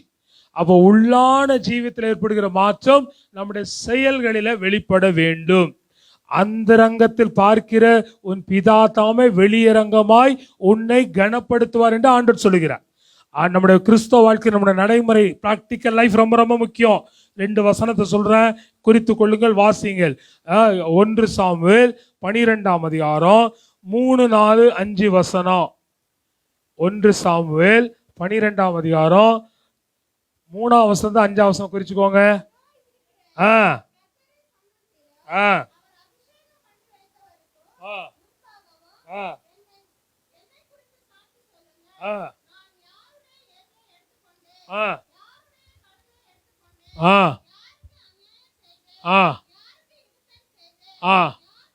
அவருடைய கிறிஸ்தவ வாழ்க்கை வெளியரங்கமான சாட்சி பெற்றதா இருக்கு. மலை பிரசங்கத்திலே இயேசு என்ன சொல்றாரு? உங்கள் நற்சாட்சி நீங்க பரலோக பூரண சற்குணராகி உங்க பிதாவை வெளிப்படுத்துகிறதா இருக்க வேண்டும். உங்களை பார்க்கிற ஜனம் ஆண்டு இருக்கணும். அப்போ நம்முடைய வாழ்க்கையில நல்ல நம்முடைய சுவாபங்கள் மாறுகிறது, நம்முடைய வாழ்க்கையில நற்பண்புகளாக வெளிப்படுகிறதா இருக்கிறது. இன்னொரு வசனத்தை, இதற்கு ஆதாரமான இன்னொரு வசனத்தை குறிச்சுக்கோங்க, வாசிங்க. 1 தெசலோனிக்கேயர் 2ஆம் அதிகாரம் 10ஆம் வசனம். 9, 10ஆம் வசனத்தை வாசிங்க.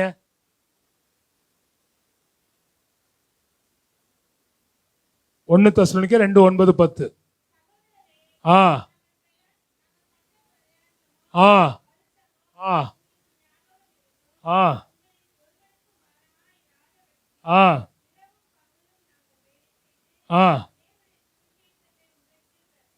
ஆ ஆ ஆ ஆ தேவனும் சாட்சி, நீங்களும் சாட்சி. என் கிறிஸ்தவ வாழ்க்கை எனக்கும் எனக்கு ஆண்டவருக்கும் பிரைவேட் அப்படி சொல்ல முடியாது, சொல்லக்கூடாது. விசுவாசி அப்படி சொல்ல முடியாது.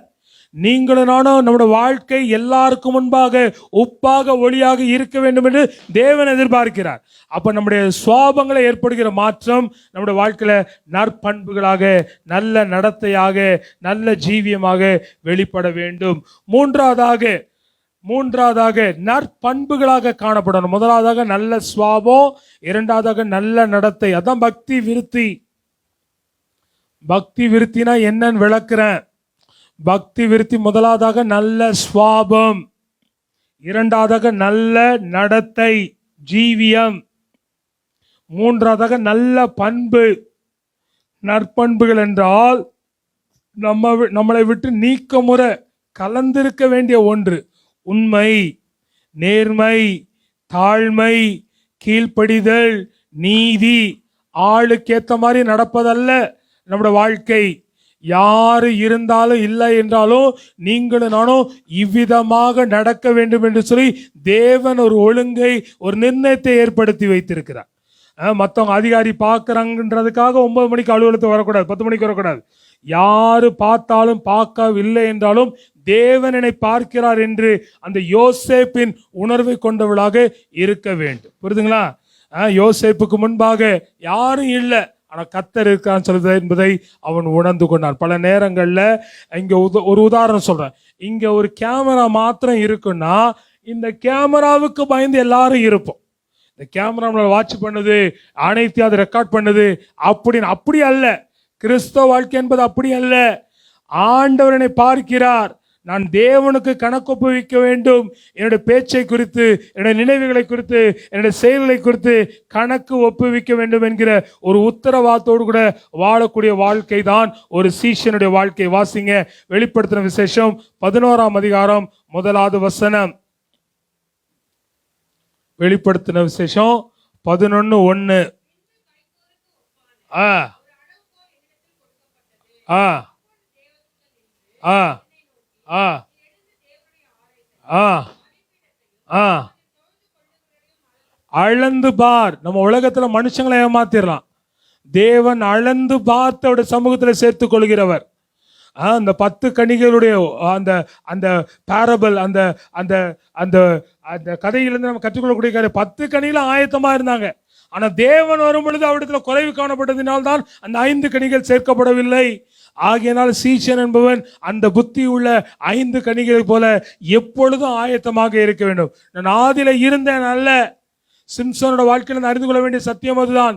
கர்த்தர் நம்மை நேற்று ஆண்டவருக்கு பிரியமாக நடந்தோம், இன்னைக்கு நடக்கிறோமா? இன்றைக்கு ஆண்டோட வருகை இருக்கும் என்றால், இன்றைக்கு நம்முடைய ஜீவன் போகும் என்றால் சீஷனாக காணப்படுவோமா? ஆண்டவர் நம்மளை பார்த்து உண்மையும் உத்தமமான ஊழியக்காரன் சொல்லி ஆண்டவரை பார்த்து சொல்ல முடியுமா? தேவனுடைய அளவீடுல நீங்கள் தேர்வுகளாக இருப்போமான்னு சொல்லி நாம் எண்ணி பார்க்க வேண்டும். ஆகையினால நேற்றைய தினத்துல கர்த்தர் நம்மை பயன்படுத்தின நேற்றைய அனுபவங்களை சார்ந்திராதபடிக்கு இன்றைக்கு ஒவ்வொரு நாளும் நம்முடைய இருதயத்தை எல்லா காவலோடு கூட காத்துக்கொள்ள வேண்டும். நாம் நற்பண்புகளில தொடர்ந்து வளர்களாக இருக்க வேண்டும். அடுத்ததாக பக்தி விருத்தி என்பது நம்முடைய ஜப ஜீவியம்.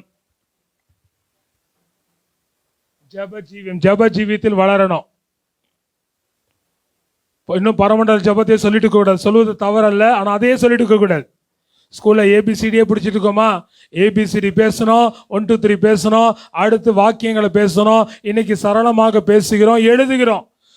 அந்த அடிப்படையை தாண்டி போகணும். உலக பிரகாரம் பண்ணிக்க எனக்கு 47 வயசு. 47 வயசு நான் ஏற்ற காலத்தில் வளர்ந்து படித்து பல்வேறு அனுபவங்களை பெற்றதுனால தான் இன்றைக்கு உங்களுக்கு முன்பாக ஆசிரியராக இருந்து இந்த ஊழியங்களை செய்ய முடிகிறது. நான் 47 வயசு இன்னைக்கு எங்கள் அம்மா என்னை தொட்டில் ஆட்டிட்டு இருந்தாங்கன்னா நான் ஆசீர்வாதமாக இருப்பேனா? நான் பலருக்கு பயன்படக்கூடிய ஒரு ஊழியக்காரனாக இருப்பேனா? இல்லை. ஆகையினால ஒரு வளர்ச்சி, கிறிஸ்தவ வாழ்க்கையில் ஒரு வளர்ச்சி, ஜப ஜீவியத்தில் வளர்ச்சி, ஜபத்தில் வளரணும். ஜபம் என்பது தேவனோடு கூட பேசுதல். ஜெபம்னா வேற நீங்க பெரிய பெரிய ஊழியக்காரர்களை போல அவிதமான அலங்கார ஜெபங்கள் ஒருவேளை பண்ண தெரியாதவர்களாக இருக்கலாம், தவறில்லை. ஆண்டவன உள்ளத்தை பார்க்கிற ஆண்டவர். தேவனிடத்துல மனம் திறந்து பேசுங்க. உங்களோட உணர்வுகளை உங்களுடைய காரியங்களை தேவனிடத்துல தெரியப்படுத்துகிறது தான் ஜெபமாக இருக்கிறது. அடுத்ததாக வேத தியானத்துல வளரணும். இதுக்கு ஆப்ஷனே கிடையாது. தங்க வசன கேலண்டர் படிச்சீங்கன்னா தங்க வசனத்தினால் தான் நிரப்பப்படுவீங்க. ஞாயிற்றுக்கிழமை உங்களுக்கு பிரியாணி சாப்பிட்றதுக்கு பதிலாக 2 பருக்க 2 சிக்கன் பீஸ் 65 கொடுத்தீங்கன்னா அது உங்களுக்கு போதுமானதாக இருக்குமா? உணவை தேடி தேடி ரசித்து ரசித்து ருசித்து ருசித்து பார்த்து நம்ம சாப்பிட்றோம். விரும்பினதை வாங்கி சாப்பிட்றோம், திருப்தி அடைகிற வரைக்கும் சாப்பிட்றோம். ஆனால் கர்த்தருடைய வார்த்தை வரும்பொழுது 2 பீஸ் போதும், 2 வசனம் போதும். பல நேரங்களில் ஊழியக்காரர் எங்களை பார்த்து சொல்லுவாங்க, ஐயா பாஸ்டர் தப்பா நினைச்சுக்காதீங்க, ஒரு உதாரணம் தான் சொல்றேன், தப்பா நினைச்சுக்காதீங்க. பல நேரம் பாஸ்டர் பொண்ணு அருமையாக தேவ பிரசந்த உணர்ச்சி ஊழியக்காரங்கிட்ட மைக்க கொடுத்து 1 மணி நேரம் ஆராதனை முடிச்ச உடனே எங்க கீழே மைக் வரும்போது சொல்லுவாங்க, பாஸ்டர் 10 நிமிஷத்துல முடிச்சிருங்க. எப்படி 10 நிமிஷத்துல முடிக்க முடியும்? 1 மணி நேரம் ஆராதனை 10 நிமிஷம், அது எப்படி உங்களுக்கு போதுமானதாக இருக்கணும்? 1 மணி நேரம் அட்லீஸ்ட் ஒரு 1/2 மணி நேரமா இருந்தால் தான் அது ஆசீர்வாதமா இருக்கும். பல நேரங்களில் வார்த்தைக்கு முக்கியத்துவம் கொடுக்குற சபைகள் இன்னைக்கு ஆரோக்கியமா இல்லாததுக்கான ஆரோக்கியமான வசனத்தை பேசுற கிடையாது. வசனத்துக்கு இடம் கிடையாது. ஆராதனை தப்பா இல்ல, ஆராதனை தேவ பிரசனம் கூட. தேவ பிரசனம் வந்து ஆண்டவர் போயிட போறாரு. ஆண்டவர் போனதுக்கு ஆண்டவருடைய விலகாத பிரசனம் தேவ வார்த்தை. இந்த வார்த்தை தான் நம்மளை வலது இடதுபுறம் சாயாதபடிக்கு வழி நடத்துகிறதா இருக்குது. ஆராதனை தவறு அல்ல, ஆராதனை தேவை. டைரக்டா தேவனுடைய த்ரோன் ரூமுக்கு சிங்காசனம் வரைக்கும் நம்மளை கூட்டி செல்வது ஆராதனை இருக்குது. சிங்காசனத்துக்கு போனவங்க தேவ வார்த்தையோடு கூட வரணும். பல நேரங்கள் அந்த பரவசத்தோடு கூட அந்த உணர்வோடு கூட வரக்கூடியவர்களாக அப்படி காணப்படுகிறோம். ஆராதனையோட நோக்கமே நம்ம எவ்வளவு வல்னரபிள்னு தெரிஞ்சுக்கணும். எங்க ஆண்டவர் எவ்வளவு பெரியவர், நான் எவ்வளவு சாதாரண அற்பமானவன், என்ன நினைச்சு அந்த உணர்வு வந்து அவரை போல மாறுவதற்கு நாம் முயற்சி எடுக்க வேண்டும். வேத வசனத்தில் வளருதல் ஒவ்வொரு தேவ பிள்ளைக்கும் அவசியமாக இருக்கிறது. அடுத்ததாக பக்தி விருத்தினானது ஆண்டவரை தொழுது கொள்ள வளரணும். கண்ணை மூடுங்க, கையை தூக்குங்க, பாட்டை பாடுங்க அப்படின்னு பாஸ்டர் அப்படியே குச்சி வச்சு நடத்துகிற ஹெட் மாஸ்டரா இருக்கக்கூடாது. ஆராதனை என்பது கண்ணை மூடணும்னு நீங்களே தேவ பிரசனத்துக்குள்ள வழி நடத்தப்பட வேண்டும். ஆயத்தத்தோடு கூட வரும் பொழுது கர்த்தர் அவ்விதமான அனுபவத்துக்குள்ளாக நடத்துவார். ஞாயிற்றுக்கிழமை வேடிக்கை பார்க்க ஒரு ஆயத்தம் அல்ல, ஒரு பிரயாசம் இல்லாம வந்தீங்கன்னா ஞாயிற்றுக்கிழமை ஆராதனை உங்களுக்கு போர் அடிக்கிறதா இருக்கும். எப்படா முடிப்பாரு, இழுத்துக்கிட்டே இருக்கிறாரு, ஜவ்வுன்னு மணி 3 ஆச்சு, இப்பதான் வேகமா போறாரு. ஆண்டவரே இவருக்கு எங்க நிலைமை புரியல, காலையில இருந்து தக்க பிடிச்சு காத்துட்டு இருக்கிறோம், இப்பயும் விட மாட்டேங்காரு அப்படின்னு உங்க மனசுல உங்க மைண்ட் வாய்ஸ் பேசுறது கேக்குது. ஆராதனைக்கு ஆயத்தம் வரணும். ஒரு கல்யாணத்துக்கு ஆயத்தம் இல்லாம போறோமா? அடுத்த மாசம் பத்திரிக்கை வச்சு இந்த மாசமே என்ன கிளிப்பு வாங்கணும், என்ன கம்மலை வாங்கணும், என்ன புடவை கெடுக்கணும், எப்படி எங்க அயன் பண்ணணும், எப்படி போகணும், எல்லாத்தையும் திட்டம் பண்றோம். ஆனா சர்ச்சுக்கு வரும்பொழுது தூங்கி இருந்துச்சு 8:30 மணி கலக்கத்துல அப்படி வர முடியல, டக்குன்னு மொபைல போட்டு வீட்டுல இருந்தே படுத்த மாதிரி. இந்த இணையத்தின் வழியாக ஆராதனைக்கு நான் தனிப்பட்ட முறையில் எதிரானவன். நான் சில நேரங்களை அவைகளை நானும் பயன்படுத்த நான் என்னுடைய செய்தியும் பலர் எங்க அப்பா அம்மாலாம் இதன் வாயிலாக தான் சில நேரங்கள் கேட்கறாங்க, பின்பற்றுறாங்க. ஆனாலும் இது சர்ச்சு கிடையாது. இப்ப இணையத்தின் வாயிலாக இந்த செய்தியை கேட்கிறவங்க அவங்க உங்களை மாதிரி உட்காந்து கவனிச்சு குறிப்பெடுத்துட்டா கேட்பாங்க. பல்லு விளக்கிட்டே கேட்கலாம், படுத்துக்கிட்டே கேட்கலாம், பாத்ரூம்ல கேட்கலாம், டிராவல் பண்ணிட்டே கேட்கலாம். அந்த பக்தி விருத்தி ஒழுங்கு ஏற்படாது. சபை அந்த ஒழுங்கை ஏற்படுத்தும். தேவ சமூகத்துக்கு போகும்போது அந்த ஒழுங்கோடு கூட போவோம். அப்ப கர்த்தருடைய தொழுதுகொள்ள போகும் பொழுது ஆயத்தமாகி போகணும். நாளைக்கு எங்க அப்பாவை பார்க்க போறேன், நாளைக்கு அருமையா சார்லி லிண்டன் அங்க சார்லி எங்கன்னு வரும் பொழுது கண்டிப்பா கேட்டோன்னு லிண்டன் எப்ப எங்க அண்ணனை பார்க்க போறோம். போன வருஷம் தான் பார்த்தோம், அது போன வருஷம், இது இந்த வருஷம். அண்ணன் எப்படி இருப்பாரு, அண்ணன் பையன் எப்படி இருப்பாருன்னு ஆவலா போய் 1 மணி நேரத்துக்கு முன்னாடி போய் காத்திருந்திருப்பார், ஆவலா பார்ப்பார். அப்ப அந்த உணர்வோடு கூட தேவ சமூகத்துல போகணும். சனிக்கிழமை ஆனா சனிக்கிழமை சாயங்காலத்துல ஆண்டவரே நாளைக்கு எங்க கூட பேசுங்க, ஆண்டவரே வார்த்தை என்கிட்ட பேசட்டும் அப்படி காத்திருக்கும் பொழுது நம்மளை யாரும் எடுத்து விட்டு எலிப்பிடிக்க வேண்டிய அவசியம் கிடையாது. ஃபர்ஸ்ட் 9:30 மணிக்கு ஆரம்ப ஜபத்துல தேவனோடு கனெக்ட் ஆயிடும். நமக்கு பாஸ்ட் வேண்டாம், பாட்டு வேண்டாம், இசை வேண்டாம், எது இருந்தாலும் இல்லாட்டாலும் தேவனோடு. அதுதான் பக்தி விருத்தி. அதுல வளரணும், அதுல வளரச் செய்யணும். அதற்காக தான் சபை, அதற்காக தான் 5 வகை ஊழியங்கள். இரண்டாவதாக நற்சீர் பொருந்துதல். நற்சீர் பொருந்துதல் ஊழியங்களில பயன்படுத்தப்படுதல் நற்சீர் பொருந்துதல். ஊழியங்களை உருவாக்கப்படுதல். நமக்குள்ள தாளந்த கண்டுபிடிக்கணும். சர்ச்சில் பாட்டு பாடணும், லைக் சங்கீதங்களை வாசிக்கணும். அப்பதான் ஆண்டவரை போல மாற முடியும். ஊழியக்காரங்க உருவாக்கப்பட முடியும். ஊழியக்காரங்க இதைத்தான் செய்வாங்க. விசுவாசி அப்படியே நீங்க அங்கே இரு, நானே ஆரம்ப ஜெபத்தை முடிஞ்ச வரைக்கும் நானே ஜெபம் பண்றேன், பாட்டு பாடுறேன், செய்தி கொடுக்குறேன், காணிக்க பாட்டு எல்லாத்தையும் நான் பண்றேன், நீ வந்துட்டு போன்னு எந்த ஊழியக்காரும் விரும்ப மாட்டாங்க. குறிப்பாக நம்முடைய சபையில விரும்ப மாட்டாங்க. நம்முடைய சபையில் என்ன பண்ணுவாங்க, பாஸ்டர் எல்லாத்தையும் சிஸ்டர் நீங்க இன்னைக்கு ஜெபம் பண்ணுங்க, சிஸ்டர் நீங்க இன்னைக்கு பாட்டு பாடுங்க, சிஸ்டர் நீங்க சொல்லி உருவாக்குவார்கள். அதான் நற்சீர் பொருந்துதல். நம்முடைய பலவீனங்களை, குறைகளை கண்டுபிடித்து நம்மை உருவாக்கக்கூடியவனாக சீஷன் இருப்பான். புரியுதுங்களா? மூன்றாவதாக சுவிசேஷ வேலைக்கு ஆயத்தமாகுதல். உருவாக்கப்பட்ட நாம் பயன்பட வேண்டும், தேவராஜ்யத்துல பயன்பட வேண்டும். சீஷத்துவனா என்னன்னு சொல்லிட்டேன். நான் தம்பி இந்த காரியங்களை குறித்து சொல்லும் பொழுது உக்ரானத்துவத்தை குறித்து சில காரியங்களை சொல்லுகிறேன் என்று சொல்லி அவரிடத்துல கேட்டுக்கிட்டேன். தம்பி அதுக்கு அனுமதி கொடுத்ததுனால அந்த உக்ரானத்துவத்தை குறித்து சில காரியங்களை உங்களுக்கு நான் சொல்ல விரும்புகிறேன். எழுதி கொள்ளுங்க.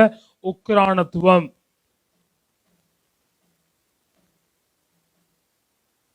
உக்ரானத்துவம், ஸ்டீவர்ட்ஷிப்.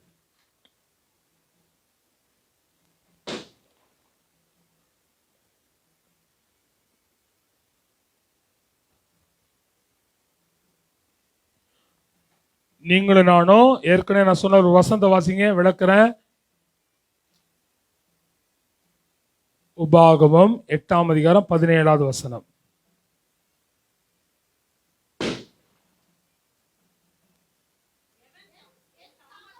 ம் ம்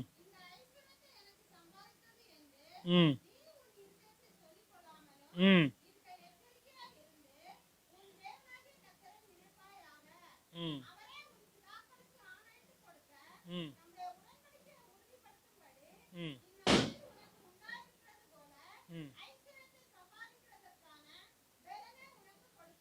நீங்களும் நானும் நாம பெற்றுக்கொண்ட அனைத்தும் தேவன் நமக்கு ஈவாக கொடுத்தது.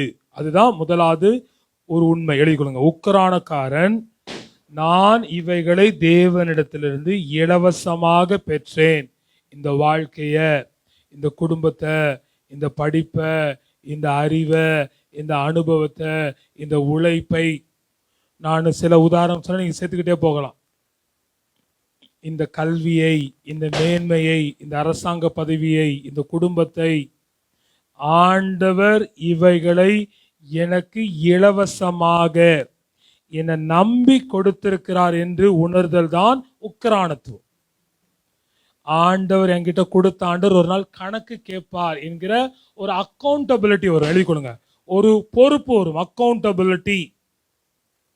முதலாவது ஆண்டவர் இவைகளை இலவசமாக கொடுத்தார் என்கிற ஒரு உணர்வு ஏற்படும்.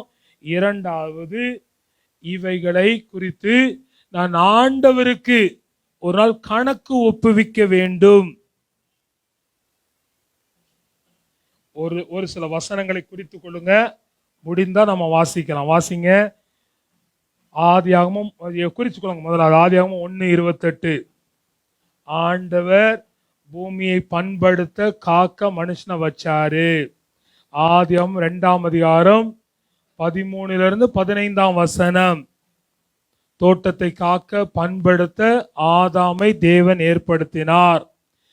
ஆதாம் உக்கிரக்காரனாக இல்லாததினால்தான் ஏவாள் வஞ்சிக்கப்பட்டு பாவம் கடந்து வந்தது. அப்ப ஆண்டவர் நம்மை உக்கிரானக்காரனாக வைத்திருக்கிறார். உக்கிரானக்காரர். ஆதியாகமம் 1:28 மற்றும் ஆதியாகமம் 2ஆம் அதிகாரம் 13 15 வசனம். அடுத்ததாக 1 பேதுரு 4ஆம் அதிகாரம் 10ஆம் வசனம். 1 பேதுரு 4ஆம் அதிகாரம் 10ஆம் வசனம். தேவன் நமக்கு தாளந்துகளை, வரங்களை கிருபையாக கொடுத்திருக்கிறார். இப்ப போதிப்பது கர்த்தர் எனக்கு கொடுத்த ஒரு பாக்கியம். எத்தனை மணிக்கு என்னிடத்துல நீங்க ஃபோன் பண்ணி நீங்க வேணா டெஸ்ட் பண்ணி வேணா பண்ணி பாருங்க. நைட்டு 12 மணிக்கு ஃபோன் பண்ணா நான் டாக்டர் மாத்திருபோதம் கிடையாது, நான் பாஸ்டர் ஜான் ஜேக்கப். 12 மணிக்கு ஃபோன் பண்ணி பாஸ்டர் இந்த சப்ஜெக்டை பற்றி கிளாஸ் எடுங்க சொல்லிக் கொடுங்கன்னா இதே வேகத்தோடு கூட சொல்லிக் கொடுக்க கர்த்தர் கிருபை செய்திருக்கிறார். பெருமை பாராட்டிகளும் ஒன்றும் இல்லை. 22 வருஷமா ஆசிரியராக இருக்கிறேன். தம்பி சொன்னாங்க ரோல் மாடல்லாம் சொன்னாங்க, அது அவங்க பார்த்த பார்வை. ஆனால் என்னுடைய கல்லூரியில் என்னோடு கூட படித்த என்னுடைய சக மாணவரிடத்தில் கேட்டிங்கன்னா, நான் கல்லூரியில் பேச மாட்டேன், நல்லா படிப்பேன், மதிப்பெண்ணெல்லாம் எடுப்பேன், ஆனால் முன்னாடி வந்து பேச மாட்டேன், தயக்கம். பின்னாடி லாஸ்ட் பெஞ்சில் தான் உட்காந்துருப்பேன், அது சத்தம் போடாமல் உட்காந்துருப்பேன். என்னை எங்கே எம்சிசியில் தான் 5 வருஷம் படித்தேன். என்னை எம்சிசியில் எங்கே பார்க்கலாம், ஒன்று கிளாஸ் ரூமு, இல்லாட்டினா ஏதாவது ஒரு ப்ரேயர் ஹால், ஏதாவது ஒரு ஜப கூட்டத்தில் இருப்பேன், இல்லைன்னா கிளாஸ் ரூமில் இருப்பேன். அப்படி எதுவுமே இல்லைன்னா கிரவுண்டில் இருப்பேன். அப்படி இல்லைன்னா வீட்டுக்கு வந்துடுவேன். 10 மணிக்கு மேலே கிளாஸ் இல்லை அப்படின்னாங்கன்னா ஒன்று விளையாட போவேன், இல்லை விளையாட ஆள் இல்லை அப்படின்னா ப்ரேயர் 12 மணிக்கு தான், ஆனால் நேரம் வீட்டுக்கு வந்துடுவேன், வீட்டில் தான் பார்க்கலாம். அதுக்கப்புறம் என்னை வளர்த்த அருமையான தேவபிரசாத் அங்கிள், அவங்க தான் என்னோட மென்டார். எங்கே ஜபத்துக்கு போனால் என்னை கூட்டு போயிடுவாங்க. அது பீச்சாக இருக்கட்டும், அது உபாச கூட்டமாக இருக்கட்டும், அவங்க போகிற இடத்துக்கெல்லாம் கண்டிப்பாக நானும் இருப்பேன்.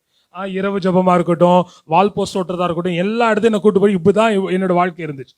ஆனால் இன்னைக்கு நான் 22 வருஷமா ஆசிரியர்னு சொல்லி என் கூட படித்த மாணவர்கள் ஆச்சரியப்படுவாங்க. நீயா ஜான் ஜேக்கப்பா, நீயா இப்படி பேசுற அப்படின்னு ஆச்சரியப்படுவாங்க. ஏன்னா நான் பேசி பார்த்தது கிடையாது. தம்பிமார் கூட அவங்ககிட்ட கூட நான் அதிகமாக பேசி இருக்கணும். என் தம்பி வேணா பேசுவான், நான் பேசியிருக்க மாட்டேன்.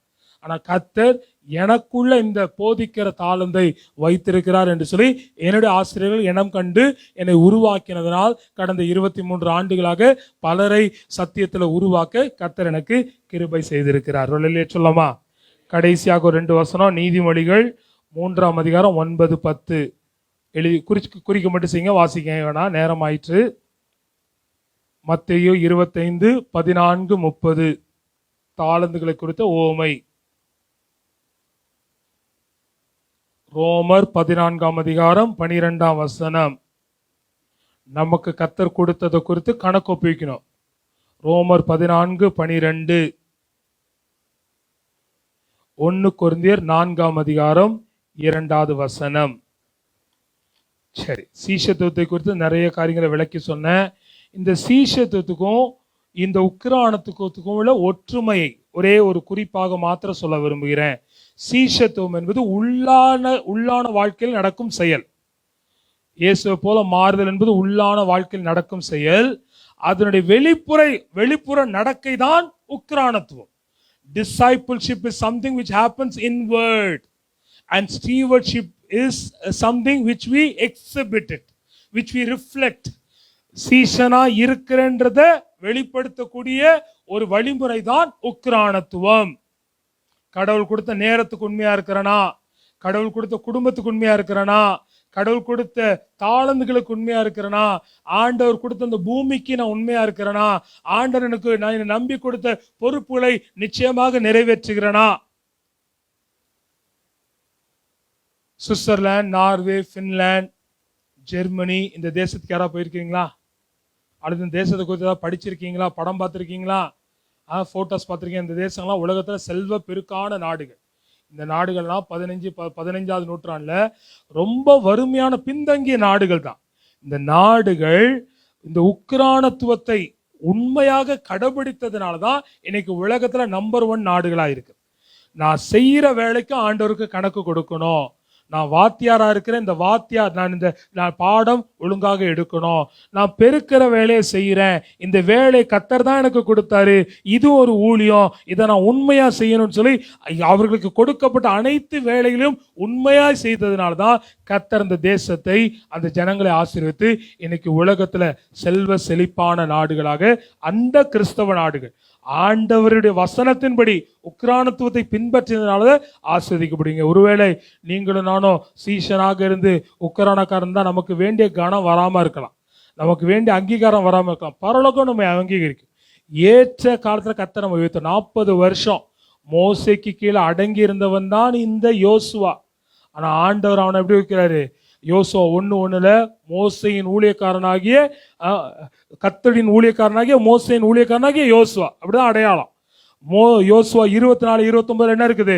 கர்த்தருடைய ஊழியக்காரனாகிய நூனின் குமாரனாகிய யோசுவா. 40 வருஷம் அடையாளமற்ற யோசுவாவை ஆண்டவர் மோசே காட்டிலும் சிறந்த ஊழியத்தை, நான் ஏற்கனவே இங்க செய்தி கொடுக்கும்போது சொல்லியிருக்கிறேன், மோசே செய்த ஊழியத்தை காட்டிலும் கனமான ஊழியம் தான் யோசுவாவோட ஊழியம். மோசே முகமுகமாக ஆண்டவரை பார்த்து பல அற்புத அடையாளங்கள் செஞ்சான். அவனை பார்த்து கேட்குறாங்க, கர்த்தர் உங்ககிட்ட தான் பேசுவாரா, என்கிட்ட பேச மாட்டாரா, இன்னும் அவ்வளோ பெரிய அப்பாட்டாக்காரா அப்படின்னு மோசையை பார்த்து கேட்குறாங்க. ஆனால் யோசுவா கிட்ட ஆண்டு சொல்ல ஒருவனும் வாயை திறக்க மாட்டான். நீ உயிரோடு கொடுக்கறதுனால நீ சொல்ற அத்தனை பேர் வாயை மூடி செய்வான். திடீர்னு சொல்றாரு, எக்காலத்தை ஊதி இந்த எரிகாவை பிடித்துருவாங்க. எல்லாம் யாரும் அட லூசு யோசுவான்னு சொல்லல. யோசுவா சொன்னதை அப்படியே கீழ்படுகிறாங்க. ஆயி பட்டணத்தை பிடிக்க முடியாத பொழுது சொன்னதை அப்படியே செய்கிறார்கள். அதை காட்டிலும் தேசத்தை பங்கிடுதல் லேசான காரியம் கிடையாது. பல லட்சம் மக்களுக்கு தேசத்தை யோசுவா எப்படி பங்கிட்டு கொடுத்தானோ அவ்விதமாக தான் அது பங்கிடப்பட்டது. ஒருத்தனும் கேட்கல. ஒரு 100 அடி ஒரு சின்ன பாதைக்கு எனக்கு சண்டை போட்டு கிடக்கிறோம். நிரந்தரமாக அண்ணன் தம்பியா பழகின நம்ம நிரந்தர பகையாளியை மாறுறோம். ஒரு அடி, ஒரு 100 அடி, ஒரு 300 சதுரம், அந்த 300 சதுரத்துக்கு வாழ்க்கை பொழுது தலைமுறை பிரிஞ்சு கிடக்கிறோம். ஆனா தேசம் பங்கிடப்பட்டது. கர்த்தர் யோசுவாவுக்கு கொடுத்த அதிகாரத்தப்படி உண்மையாக இருந்தான், உக்கரானத்துடனாக இருந்தான். அவன் மோசே கிட்ட கேட்கல, ஐயா எங்க போனா நீர் தான் போறீரு, எல்லாரும் தான் தேடி வராங்க. இல்ல, மோசோட பெட்டி தூக்குறால தான் இருந்தான்.